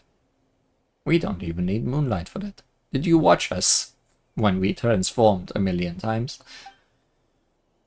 Many are the ways such tales are told. They are all variations on that same theme I spoke of. Is that really true? Well, that is what a lot of stories say. That much I swear to as one who tells tales. Wait, what about the shadow pin story then? There's no real shadow of the Volcano Lord, is there? And if the shadow is the abyss, then what is a pin, really? Oh, you're a lot sharper than I thought, little Paimon. Let's see, where should I start with such a story? Long ago, the mountain range, where the children of Echoes made their home, was not as it is today. It was more normal, more complete, more lovely. Everything changed when the Canrian catastrophe struck. The Canrian catastrophe? Indeed, Natlan's ley lines were always special and somewhat delicate, and so this calamity brought utter devastation. They say that the Night Kingdom was severely damaged in that disaster, and the totem pole's lights grew dim. The Bayop could not hear the tribe's cries. And up on land, a dark tide of disaster blazed toward the mountain range, brought on by 2 Canrian soldiers. It was they who were the source of the troubles. Canrian soldiers? That's right. At the time, the tribe's leaders had gone forth to the lone island in the west to resist the giant beasts. Elder Taror had no choice but to contend with the abyss and those 2 abject Canrians. Finally, the tribe's warriors and saurians, exhausting their spirit, flesh and blood, found a way to use the iridescent inscription, fashioning giant stone nails out of solid phlogiston. And Elder Taror was first to leap into the dark pit, crying, "If the abyss should ensnare death, let us flip the script. With death and sacrifice, we shall ensnare the abyss." The brave warriors followed him in, and after much sacrifice, the abyss was, at last, sealed beneath the earth. This is the true tale of the past. Even the children of Echoes, who excavate solid phlogiston and gems for a living, know that the phlogiston around the stone nails must remain untouched. So that's the story. Rawr. It happened 5 centuries ago, and yet you made it sound like it was something you saw yourself. That's a storyteller's duty. I love my work, and among all the tales I tell, I love the stories of the heroes the most. I'm not a nimble fellow, nor am I the best fighter. If anything, I am the furthest thing from a hero. But when I tell their stories, I feel like I am right there, traveling, adventuring, and fighting alongside them. I feel them smile upon me, egging me on, as if standing in the shadows of the bonfires, listening to me as they would a friend bragging of their exploits. And perhaps that is how I fight alongside them, by ensuring that their stories will be passed down and remembered from generation to generation. Rawr! Wait a second. So what does that elder story have to do with the Volcano Lord, and why do shadow pins have that name? Still thinking about that, Paimon. It's simple. Just a little play on words, commonly done in many stories. It's called a shadow pin, because it pins shadows. Easy, right? Arr? Arr. Wow, the two of you made the same noise. That's not where Paimon thought this was going. Wait, what's going on? You're shaking up and down, Leon. It's the ground that's shaking, Paimon. Wait, what's going on? I blame T2's awful jape. Come on, my joke wasn't that disastrous. It's the big shadow pin. That's where the tremors are coming from. Something's wrong. Come on. We need to get back there. I did this. It drove all the 3 lesser pins into the ground, but the Abyss's influence is getting stronger. It's impossible. The woven scroll stories clearly state that. Things our experiences do not prepare us for do sometimes happen. It's more accurate to say that the accidents happen so often that even Paimon stopped being surprised. Could it be that some change has overtaken the Abyss surging within the ley lines, causing its resistance to grow stronger?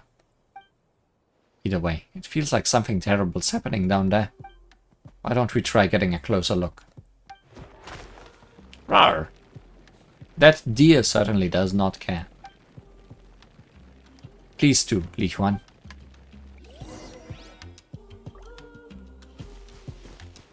You do seem awfully unbothered.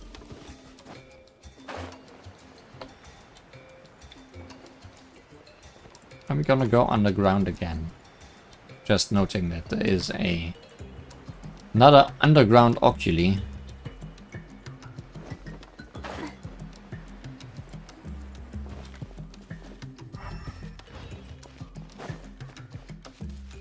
Is this gonna break?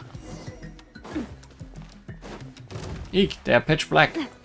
Right here. Emerge. Time to shine! Drilling down! A proper send-off from the Spina with love. We're gonna fight a big one, aren't we? Watch out! Oh, no, more small ones. Oh!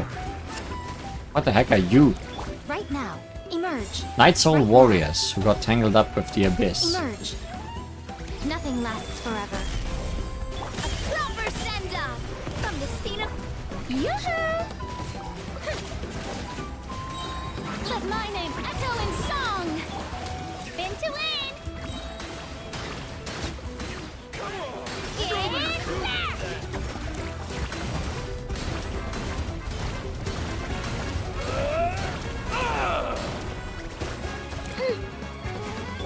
Strike a pose! Right now. Right here. Right now. Coming at ya! Yes, you are. Attack! That's the way. We are breaking. Get out of the way, the shadow pin up there. It's about to crash down.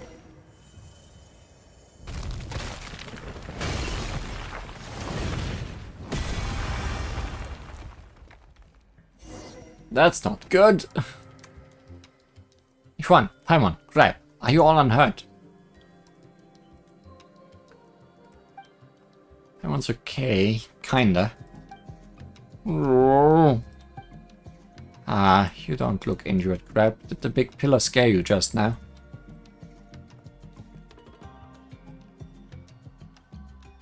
Good to see that you're okay. Rawr, rawr. Back in action already? Hey, you're awesome.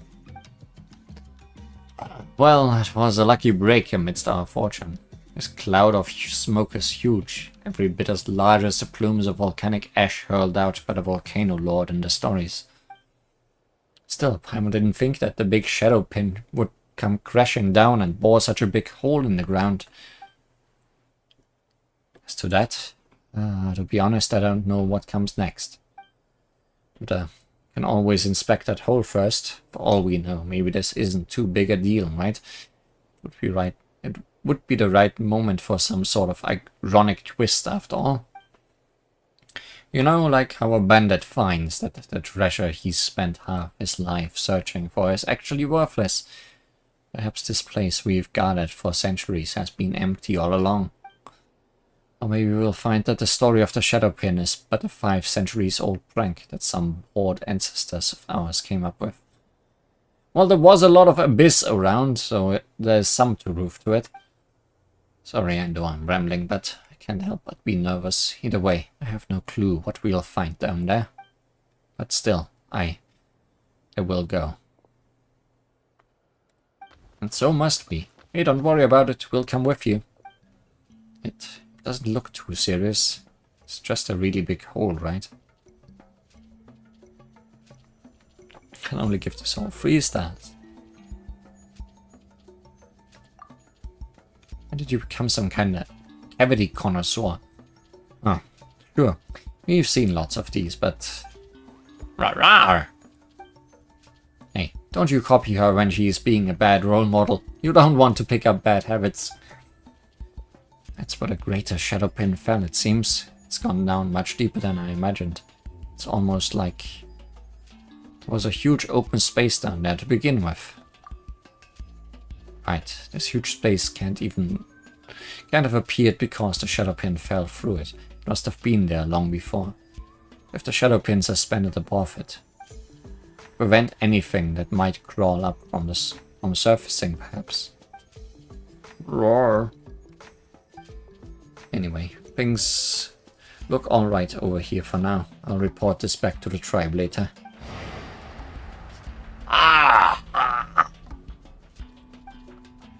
Calamity! Pain! Save! What was that? Roar! I heard a voice. What's wrong? You all don't look so good. Especially you, Tito. It's as I feared. The iridescent inscription on the pin must have sensed something down there, causing it to fall. That legend is real. The spirit of the fallen Canrian soldiers are about to emerge. Roar! Tito, are you okay? Not really, I'm afraid. That voice, so cold, so coarse. Just listening to a few syllables was like running my brain across sandpaper. If it's that bad, why don't you stay here and keep watch? Just to make sure no one falls in and all. And as for us, we'll go down and see what's happening. No, you can't. It's dangerous down there. There's no reason you should be put in more peril, and I'll not be the one to do it. We've exchanged names, but not blows. That makes us friends. So calm in the face of danger. Are you used to it, or is this just the natural result of possessing overwhelming strength? Well, let us go down together then. Though I do not have the power to resist the abyss, as I am one who tells tales, I might be of some help regarding that below Natlan's surface. Besides, to witness things to their completion is a storyteller's duty. Let's take 5 first. Once we are ready, let's head into this cavernous cavity, shall we?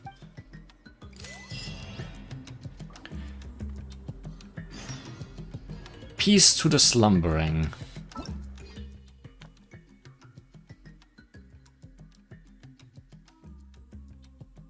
Oh, this is just the Phlogistian Nail Challenge. Yeah. Explained. An explanation we did not necessarily need. This looks breakable. Yeah.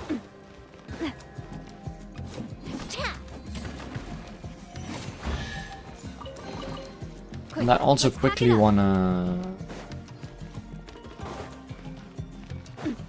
Well, no, it's up there now. There was something I wanted to check, but I guess not. This is real deep.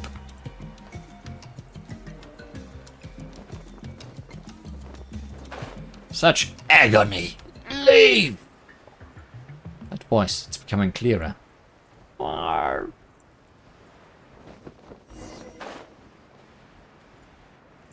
Peace to the slumbering.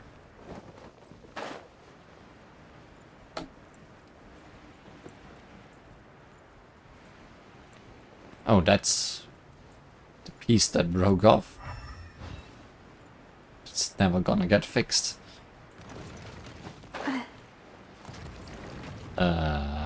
These are moving though. There's an inscription that was supposed to be on the shadow pin. It seems to have fallen. Let's try touching it, which will open the path. Surely. Violently. That floor is gonna give out and we're gonna go even deeper.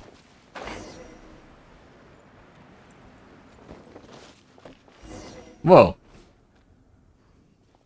Huh? Why is there a stone tablet here?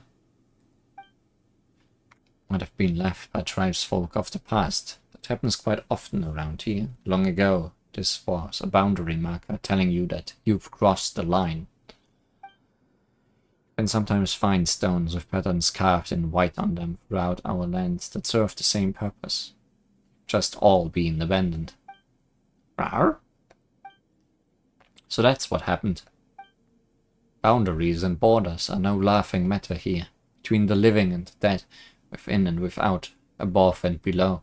Only those who have crossed these lines can grasp the dangers they face. It is said that there was once a stone tablet in an ancient ruin that read thus: "If any tread past this stone with ill intent, mine hand shall drake claw become, and grasp their neck shall I." Wait. What if this stone tablet has some sort of warning or curse on it then? I can tell at a glance. Thraror left this here. To think that...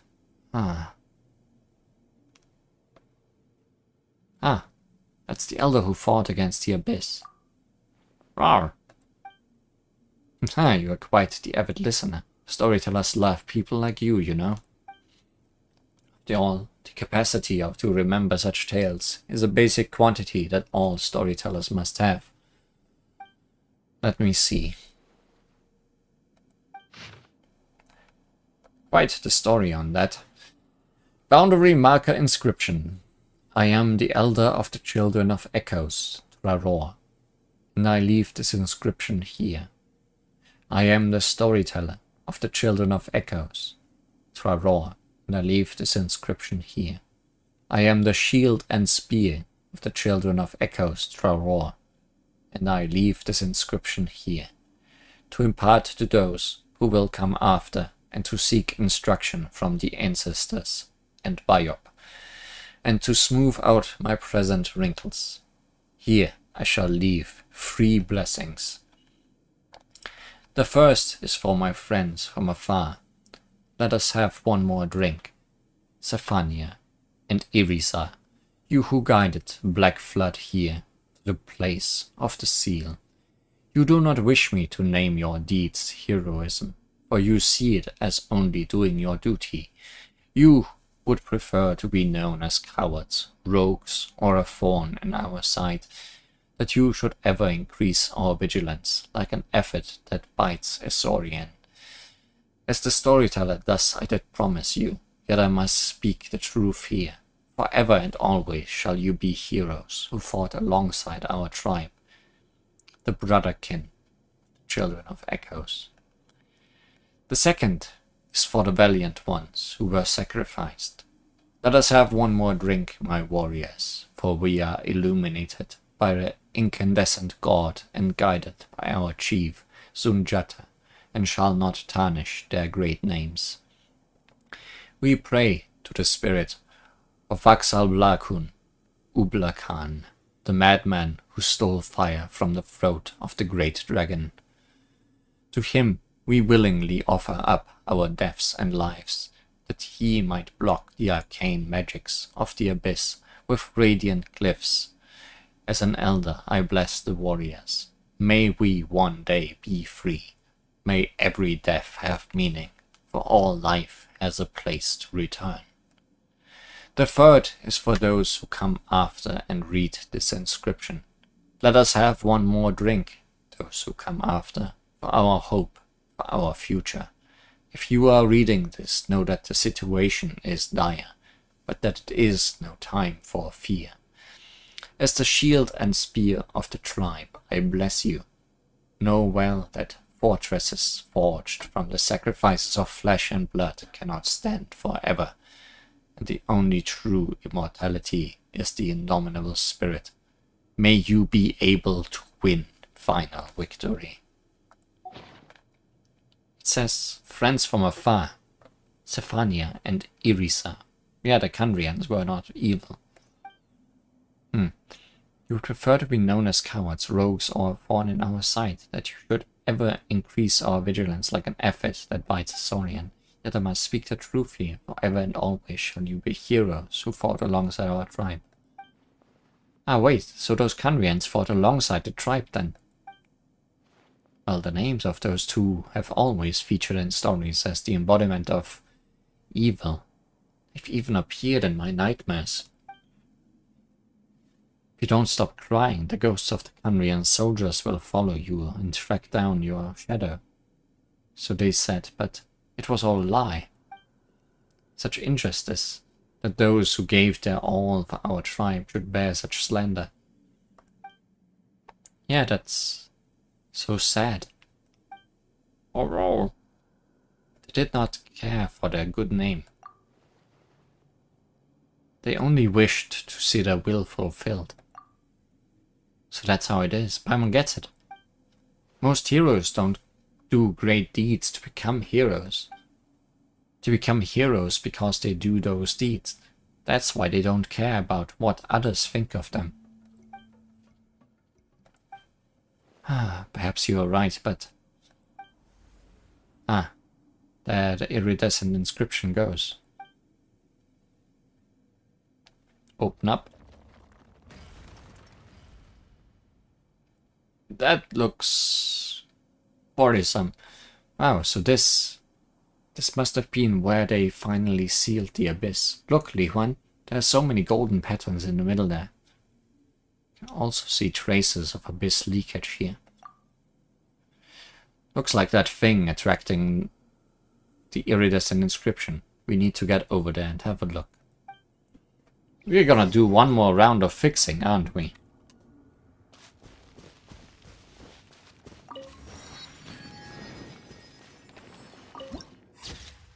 Stone chamber of shifting crystal pillars. This is amazing. For a second I thought it closed behind me. But no, it's closing before me. Oh, this is... I repeat, this is worrisome, but also beautiful. Shifting pillars indeed. Not sure if that other teleport is also down here. Might not be. Okay, cannot climb on the shifting ones. This takes out a little bit of the magic, knowing which ones shift and which ones don't.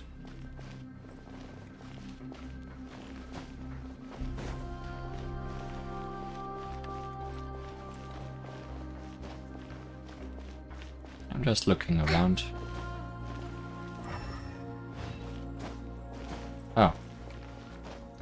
Not just the moving ones cannot be climbed.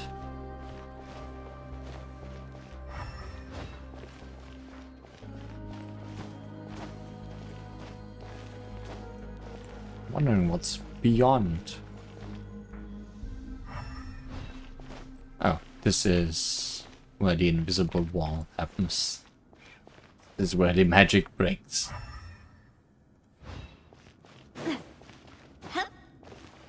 Would be funny if none of the walls were climbable and I was just trapped. Didn't think anyone would explore this place.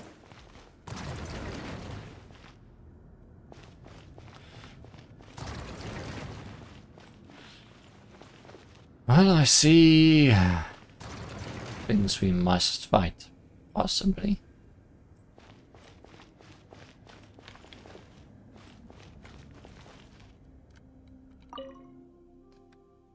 Leave, seal this place as promised.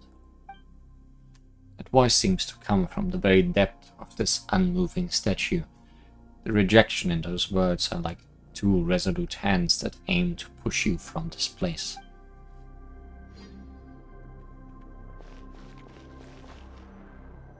Sword and shield, huh? Leave, go. I don't want to see me like this. The voice seems to come from the very depths of the unmoving statue. There's a hint of respect towards someone remaining within.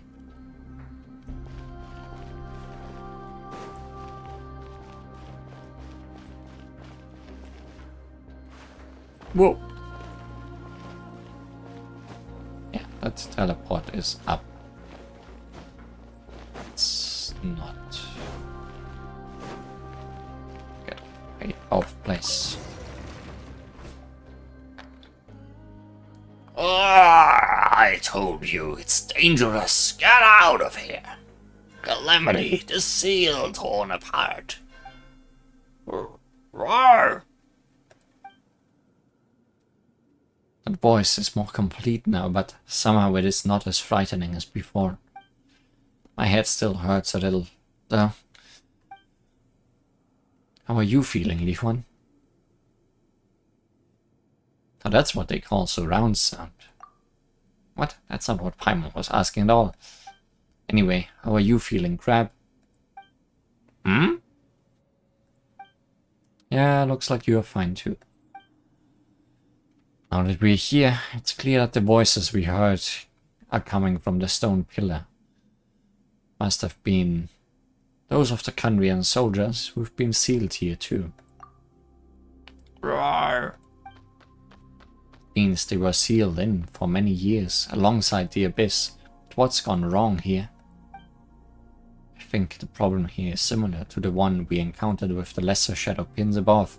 The surging Abyss has caused the iridescent inscription's power to shatter and be squeezed out of that giant sealing pillar. It means we'll need to find the large inscription's fragments and find a way to put this eggshell back together again, right? Indeed, that way the seal can be fully restored and the Abyss will stay sealed in this place. Then everything will likely go back to normal. But as with the lesser shadow pins, the solid phlogiston surface will have an intense adversarial reaction to the Abyss, which is why the ground undulates so. We must be careful. Where are we gonna find said fragments though? Rawr, rawr. Huh. Can you sense the inscription's power hidden inside that thing, Crab? You sure do have a pretty sharp nose. Wait, you are using your nose, right? Wait, was that stone even there before? Did it just appear as you approached the large inscription, Li Huan? Well, whatever. Let's take a look around that rock first, shall we? It's not ominous at all. Yep. Shower me with the... Emerge, right now. Drilling down!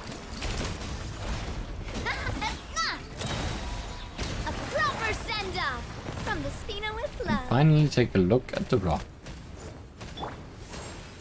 We should probably heal.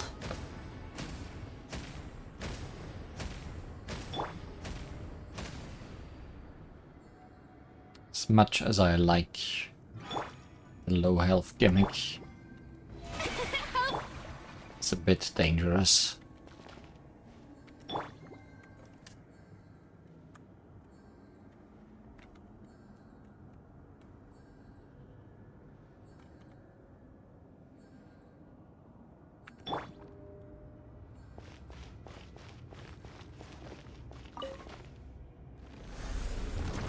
Crab's got a real instinct for this. There's another one.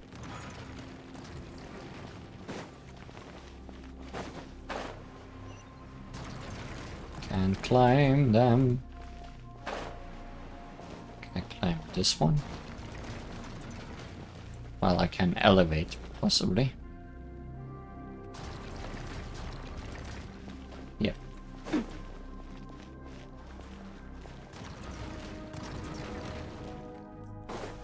Just gotta be patient.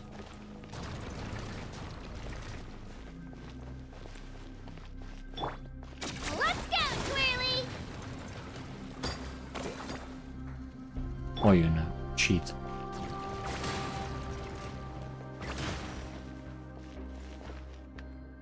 I'm here.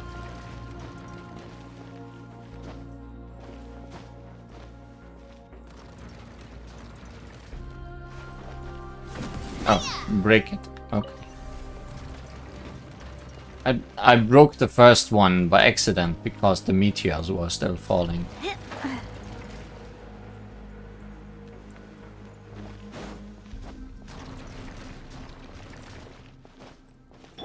Yeah, I think Kachina can climb these, even though regular characters cannot.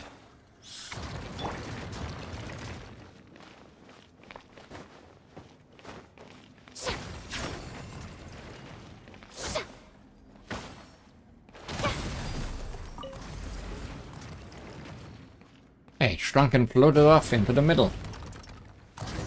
It's not enough. Oh. More friends. Let the world come alive! Emerge. I'm always watching. Right here, right now.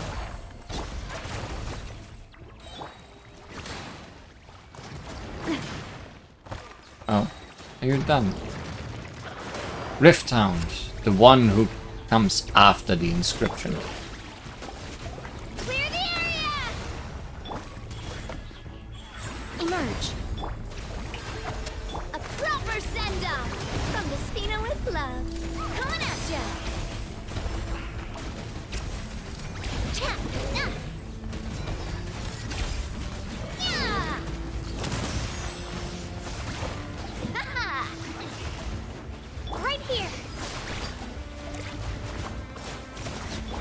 Right here. Right here.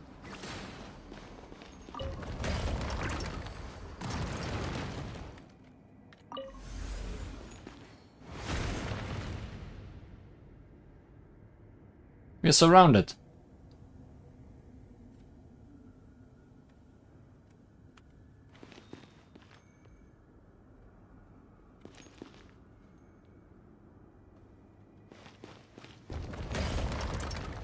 Glad you are here. Do you know where to go?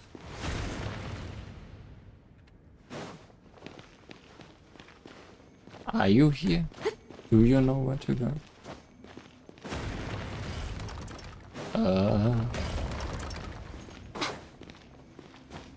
I see light at the end of the tunnel.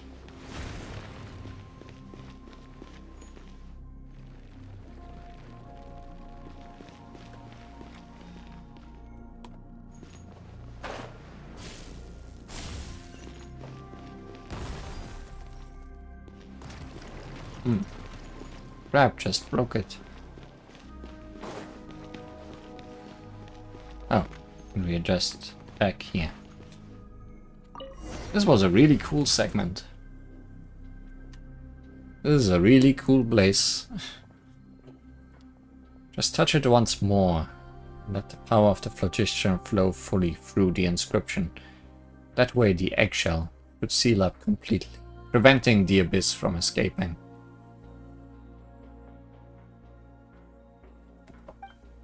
Yeah, that should solve our problem. Let me try.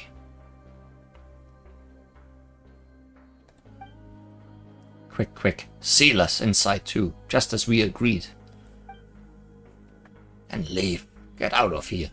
Why aren't you leaving? The calamity. Listen, there are more voices. More than those 2 soldiers for sure. Behind the glowing inscriptions, from a place further still than the anguished howls, you hear wrathful roars and the pained whimpering of saurians. You hear the sound of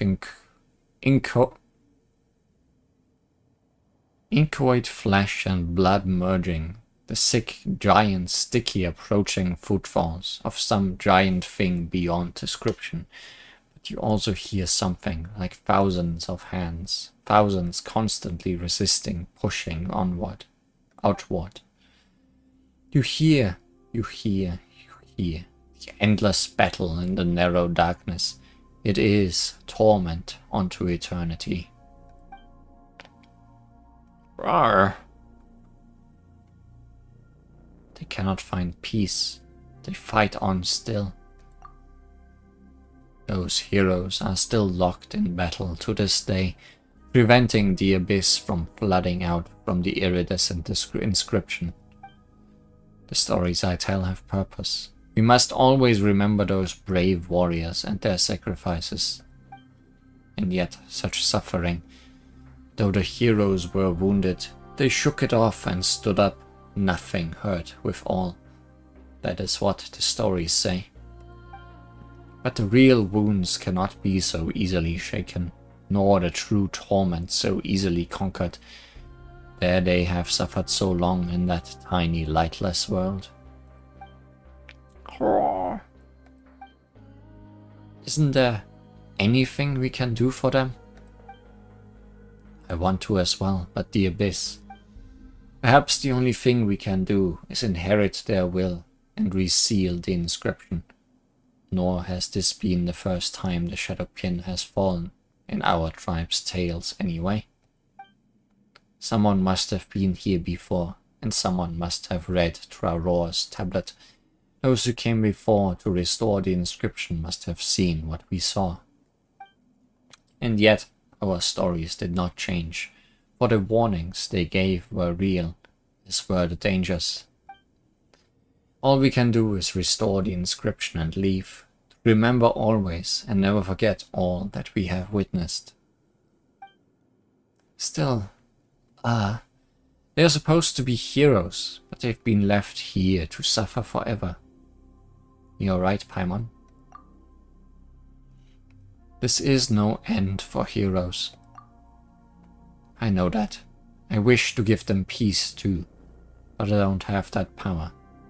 I am just a storyteller. Li Huan. Rawr. Don't worry. We are strong together. Let's rewrite this story's ending. Really? You would do that, Li Huan? Of course she would. Cross Paimon's heart. Rawr! The abyss is dangerous beyond compare. I'm not questioning your strength, but don't push yourself too hard. Don't worry, we've got experience with stuff like this, and we have the inscription in a pinch too. True. You're even more impressive than I could have imagined. To be willing to give your all to resolve others' pain, truly you are great heroes. And I am a storyteller, so I will record the tales of heroes. Well then, Li Huan, O hero from another land, please, show me how you shall valiantly triumph over the abyss. That we shall do. So, shall we unseal the iridescent inscription now, or do you want to make some preparations first? This sounds like a boss fight. Let's go now. Alright. I wish you success, Li Huan.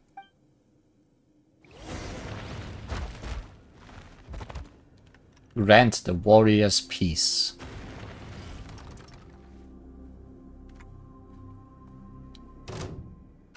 Didn't we agree that we'd make our exit as soon as the seal was ready?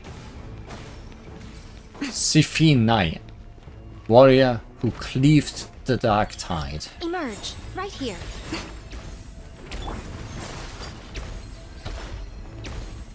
Strike a pose! Time to shine!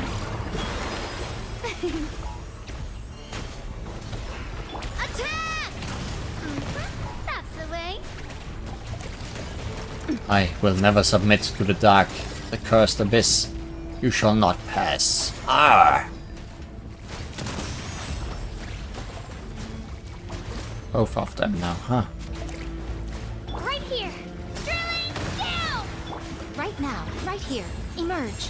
Nothing lasts forever. Right here, right now. That's a big shield. Yoo-hoo! Watch out! Just a little longer. Watch out! I'm glad I decided to bring a somewhat spare team today. My duty is done. The centuries of torment they seem to have passed. Hey there! Let my name echo in song! Shower me with praise! Oh, Emerge. fire! Well, with rocks. I guess I'm going... Speaking of fair, Right here. Right here! Get back! Yoo-hoo! I'm always watching. your orders have been carried out. You won't be disappointed.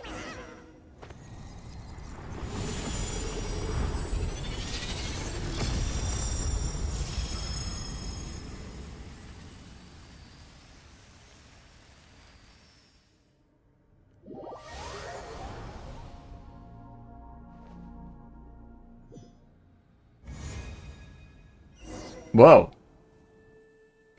Well, this is weird. There was all that scattered light earlier, and then we suddenly found ourselves here? Huh, that's... Beast with fur like that of night. Come, over here.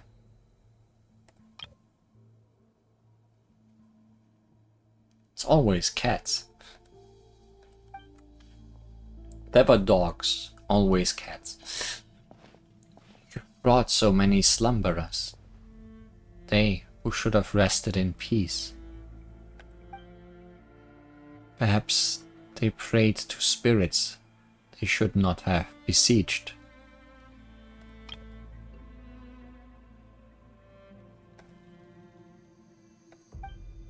But that was a moonless night, where naught could be seen. The night has long forgiven them. You hate and yet hate and filth shall never rest, and they too shall never truly sleep again. Thank you, O you who are beloved. You have soothed their fury, which raged in the darkness. It was you who brought them into the night's reflection.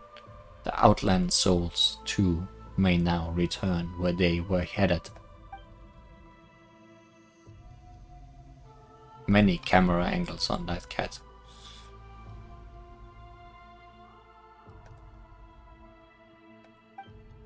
Go now, but beware the fearful instigators and the ends plotted by those bearing ill intent.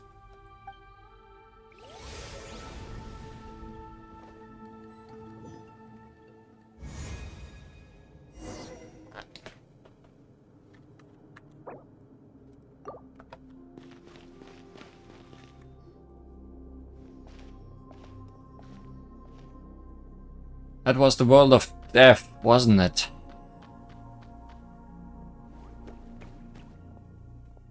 You're back. Crab and I were worried, honestly. But ha! What did I say, little fella? They are fine, see? Or not that we could explain where we went just now. It's a long story for sure. We saw a glowing cat. I see. In any case, thank you, Li Huan. I never expected that the abyss here could truly be purified. The iridescent inscription too is gone. Almost, as if it no longer needed to stay. The tormented voices have also fallen silent. And that golden light, how it flowed like water, spreading across the ground. I even felt as if there were people within that light, waving at us. Rar? Did you see them too, little one? There was that light that surrounded you, and then you were gone. Huh, I didn't see anything though. Ah, thank you so much once again, Li Huan, Paimon. And you too, Crab. You truly are remarkable heroes. Thank you, on behalf of all the warriors who can finally know peace. Aurora's final wishes have been fulfilled. And as for those two Canrian soldiers, no, Canrian heroes. Now that the abyss is no longer present, they need no longer serve as a warning to us. I must pen a story about them, about how they helped save the children of the Echoes. In truth, I did have a flash of revelation as to what their thoughts must have been. The abyss represents such a terrible peril that, were it up to me, I too might have made up some horror story to keep others from the tribe clear of this place. Ah, it seems almost funny how I was previously worried about having nothing to write. Now, there's almost too much here. In our tale about a golden-haired outlander, a flying white fairy, and a little Deptelisaurus, and how they saved our tribe. That sounds like a pretty awesome synopsis already. Indeed, stories pass on and stories change. Perhaps one day, a long, long time hence, even you might become as big as a mountain, Paimon. Ha! Behold the mighty mountain Paimon. Look ye, who she swallows a sweet madam the size of a sumpter beast in a single bite. Rawr, rawr. I doubt there'd be too many of those, Paimon. And as these stories pass down, I imagine that those two soldiers too will eventually become heroes. They might not have cared themselves, but I know that this is what I must do. Once again, Li Huan, Paimon, you have my utmost thanks. You too, of course, sharp little crab. Rawr! As a storyteller, I swear to write for you the most exciting tale of adventure. Speaking of that, I should probably head back to the sentry post to take up my shift. I'd almost forgotten about that amidst all the excitement. I sure hope Yukon doesn't tear me a new one for being gone so long. Yeah, you should totally get back there pronto.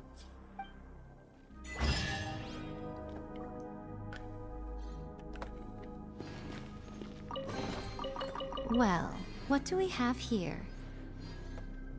Indeed.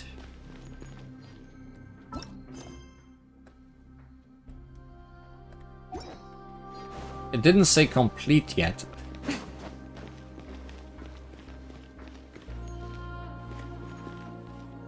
I guess we are leaving. There's a teleport here if we ever need to come back here. Yukon was... not one of the people we met, right? Don't remember. Where would this guy be? There's something here, but that's not related. That was here before.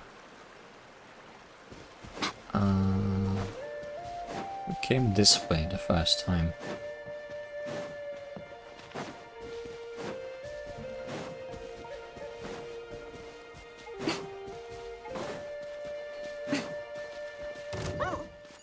Sure.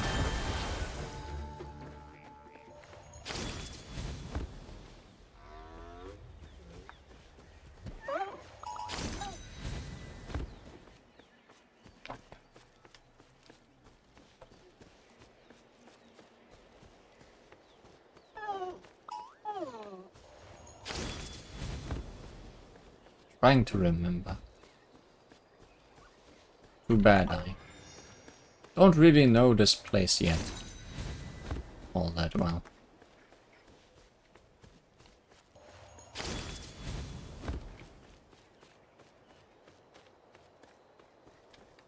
Is this the place I was thinking of?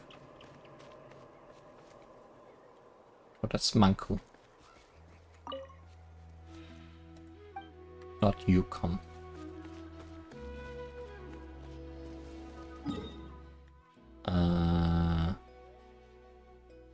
I'll go back here.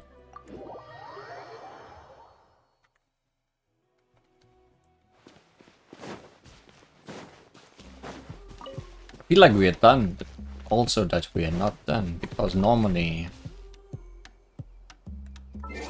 if something flashes a big title thing when you start it. Okay, no more corny jokes. It's raining shadow pins.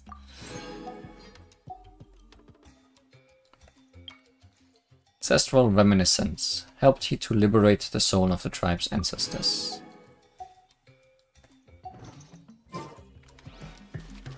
If something flashes a huge message on screen when you start it, it also does that when you finish it. Let me quickly check if there's more to do here.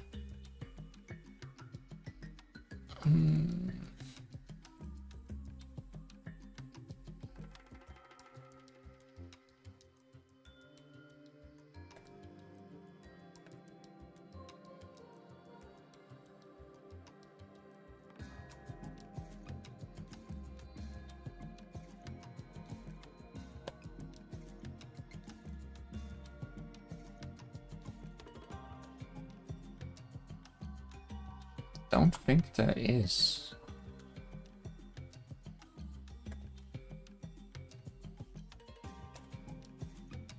I think this is just the end of this.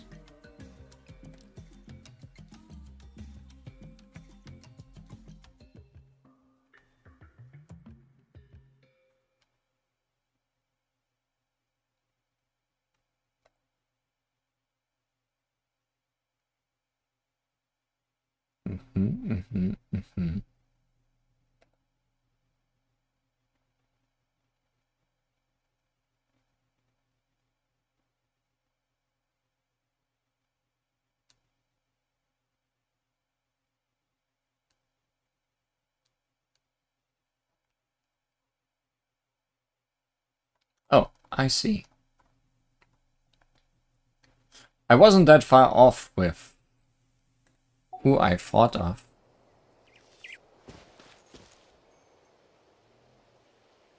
We need to wait 2 in-game days.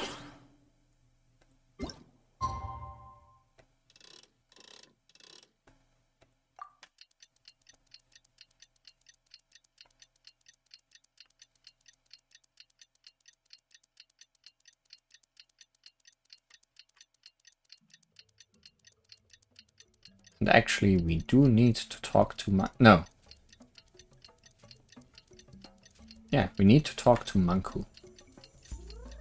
I am correct.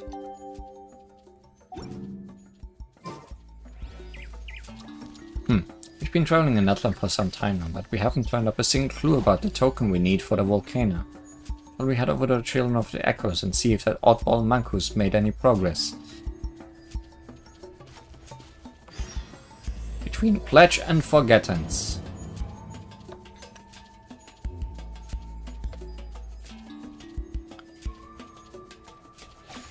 Well then. I'm gonna teleport to the statue so it can heal me.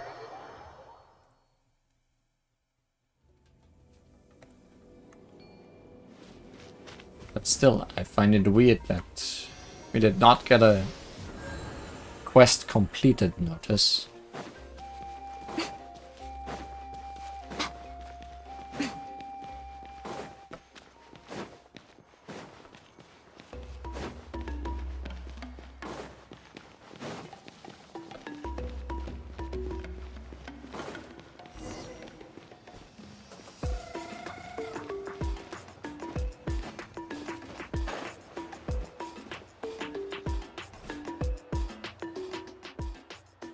Is there any room to negotiate? Manku, look at me. Didn't you hear what Titu said? No one's attempted this feat in almost 500 years. Even if you claim that you found a possible entrance. Well, so what? You listen well. No human or Saurian companion setting out on this road has ever returned. Not a single one. Forgive my directness, but... well, there's our Relics Association guy, and that over there, is that the chief of the tribe? Hey, Relics guy. Ah, it's you, Li Huan, Paimon, and Crab. Rawr! Huh, a Taptelisaur with a red tail scarf. Mighty energetic, and looks different right off the bat too. Alright, little fella, give us another. Not bad. So you are Crab, and I suppose that makes you two the ones it chose. And haven't you two been the talk of the town lately, Li Huan, Paimon? Manku, he has been mumbling about you constantly, and Titu mentioned you after his return. It wouldn't be a stretch to call your recent deeds legendary, and you've been a friend to us children of Echoes thus far. There's no need to thank me too much. Quite the phenomenal youngster. And it is in that capacity, Manku, that I am telling you. It is not our way to push guests into a fiery pit just to prove a hypothesis. It's not how I'd treat my guests anyway. What's all this about anyway? Something about danger and a fiery pit? Apologies, allow me to explain. Remember what we spoke of before. To remove the mark of the Flame Lord's blessing, you need to bring the 2 required token types to the volcano. One of the tokens is in the ruins beyond the Children of Echoes land. There are conditions for getting in there. Based on past custom, which I only just found on a woven scroll by the way, since it's been ages since anyone's hankered to try this. If you wish to take your Saurian companion to the volcano and perform a baptism to cleanse the Flame Lord's blessing, you must be recognized by said Saurian's corresponding tribal chief. With Crab being a Taptelisaurus, this means the chief of the Children of Echoes. Rawr! Isn't that you? Well, yeah, though I'll be real. I don't know if this rule applies to outsiders. Still, Li Huan. For hundreds of years, many are those who have tried to free their Saurian companions from what runs in their bloodline, this thing that is more curse than blessing. But not a single one has succeeded, which is why the tribes gradually abandoned the custom. A 0% success rate, seriously? Yes, so perilous is the journey. It's also said that the trial that must be passed before one may obtain the token will test not only the warrior who steps forth, but also the Saurian with them. You are not of the tribes, but I will not have you die in vain. So please, Li Huan, I suggest that you leave Crab here with us. If nothing else, I can ensure it will be taken care of until the day it must enter the Night Kingdom. But if we do that, as I said, Crab will be unable to grow up. Rawr? Looks like that's not what it wants. I'll try this all the same. Despite the immense peril. Yes. What about you, little fella? Ha ha ha. Unyielding, resolute, yet passionate. Your hearts blaze like fine phlogiston. Alright then. Then I shall award you the right to embark on the volcanic pilgrimage. Alright. Let's go get that token for... Let's go get that first token then. No, not yet. Now that you are qualified, you must undertake a trial of witnesses.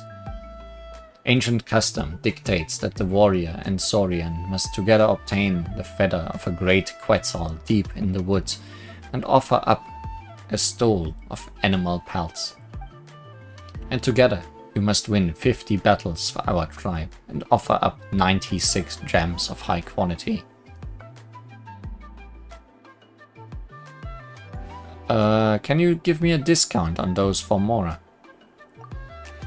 Oh come now, Manku, forget it.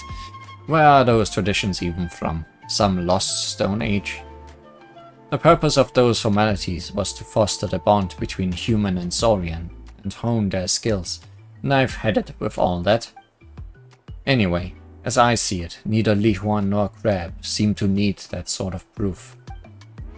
Put things simply, Li Huan, we have here in Natlan a super simple way of dealing with such situations. Fight me, and prove your strength. Oh ho. Right on! Let's get that hammer moving. Wait, here? Oh. Do you mean we are going on stage? Of course not. The stage isn't a place for tunneling. Our duel grounds are in the mountain to the rear. Come, let's head there. We'll have ourselves a good one.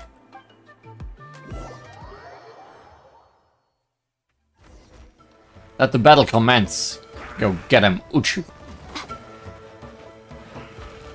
Emerge. Right. Are we gonna fight all the chiefs? That would be funny. Emerge. Shower me with praise. Watch out. Whoa, he has moves. Now I'm even sadder that he's not playable.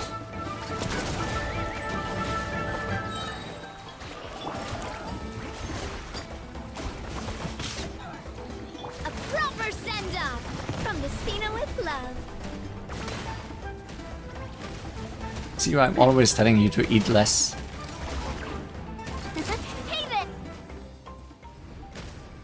Nice, we won. Great job, us. Rawr. Ha. Ooh, I'm not sure even the best warrior in our tribe could take you out. That was a sound defeat indeed. What do you think, huh, buddy? Looks like we need more training. Quite a spectacular battle indeed. Pretty words, Manku, but is that all you've got? Wanna try your hand too? No, thank you very much. Blah, boring. That was a great match. Li Huan, you are the real deal. You weren't bad either. Those moves. Save the commiseration. Now, if I was younger, who'd know how that might have gone? How I wish I could have taken you out then. Taken you on then.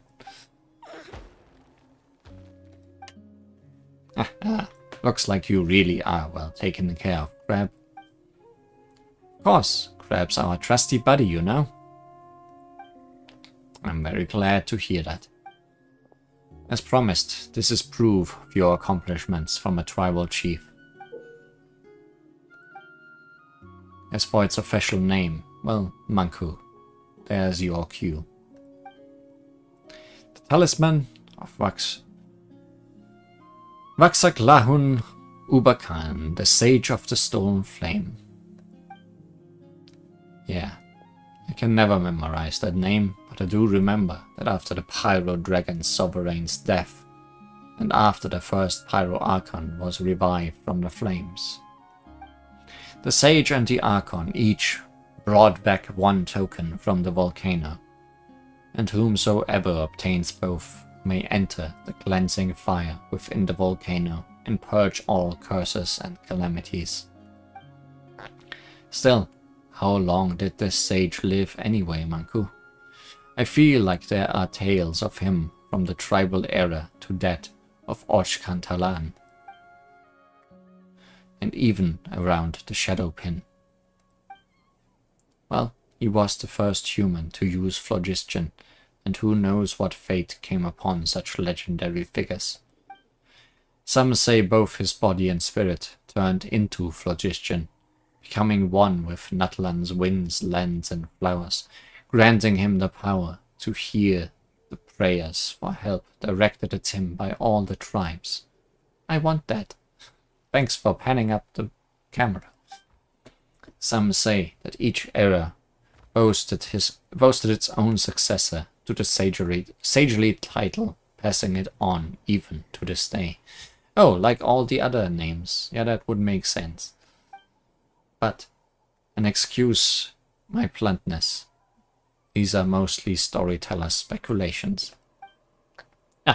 Watch yourself with those words. You'll make T2 mad again. Alright, my duties are hereby discharged. Oh wait, tradition does demand one more thing. Which is to grant the brave journeying soul and their companions my blessing. Oh, so that's also a ritual you all do, huh? It's just moral support. Don't get your hopes up, eh? Right then, Li Huan, Crab. Here I am, Chief. Rawr. May you soar through the mountains like the hardiest bird. May the wicked tides break upon you as if you were the hardest of stones. May you fear no hardship, for the world is bound to be full of it. May you never forget each other, for fate must bring an inevitable farewell. May you reach your destination and gain what you desire. And most of all, I hope that you shall safely return. I will. Rawr! Wait, does Paimon get any blessings? As for you, little Paimon, may you eat and drink well, sleep sumptuously, and see goodly growth. That sounds pretty good to me. Can you even grow, goodly or otherwise, Paimon? Anyway, Paimon accepts this blessing, but only just, okay? Fine by me. In that case, the right of witnesses is ended. Before you go, let me stress this again. Be careful. We know, Pakal. See ya. And see ya too, Uchu. Rawr. Rawr. Good luck. See you all soon. Well, now we have some proof. We may go forth and obtain the token left by the Sage of the Stolen Flame. The ruins entrance isn't far. If I may be so bold, please proceed to the ruins near the Children of Echoes. First, let me climb this.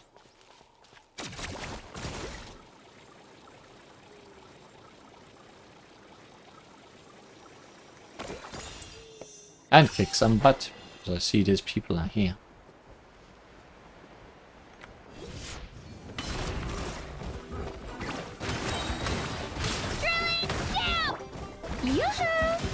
Show them.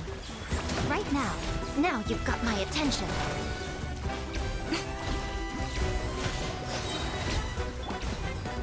Let the world come alive!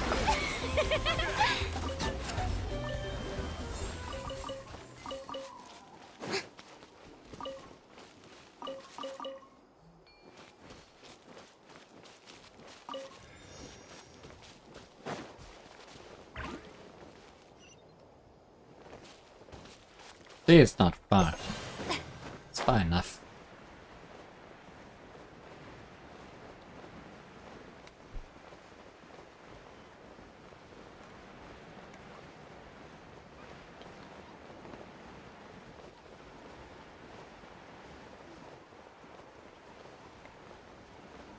Natlan sure looks huge with all those mountains.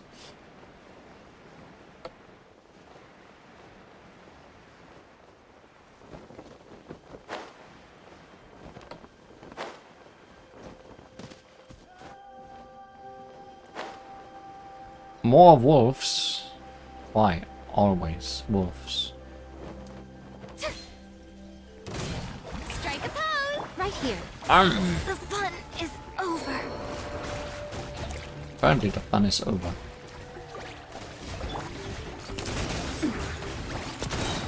Attack! That's the way. Attack! Finally, those monsters from the abyss have all been vanquished. Time has come. Place the proof gave you on that platform. That Makal gave you on that platform. First, I'll pick up this music if you don't mind.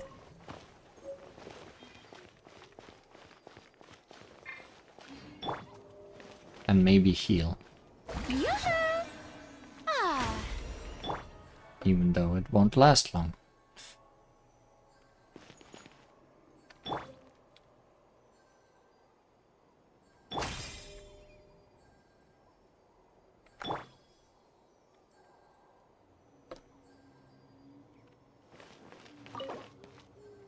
Note.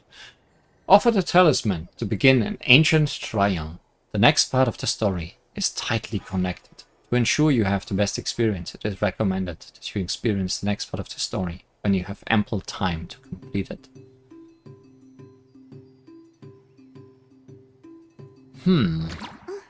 It has been quite a while.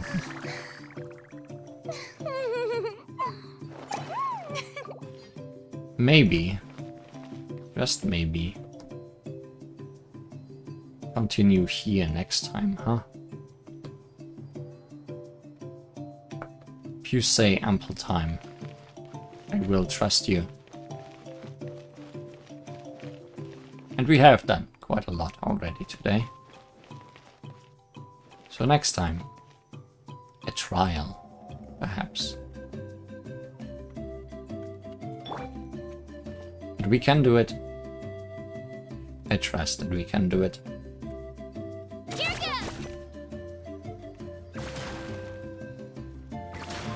See you then. Bye bye.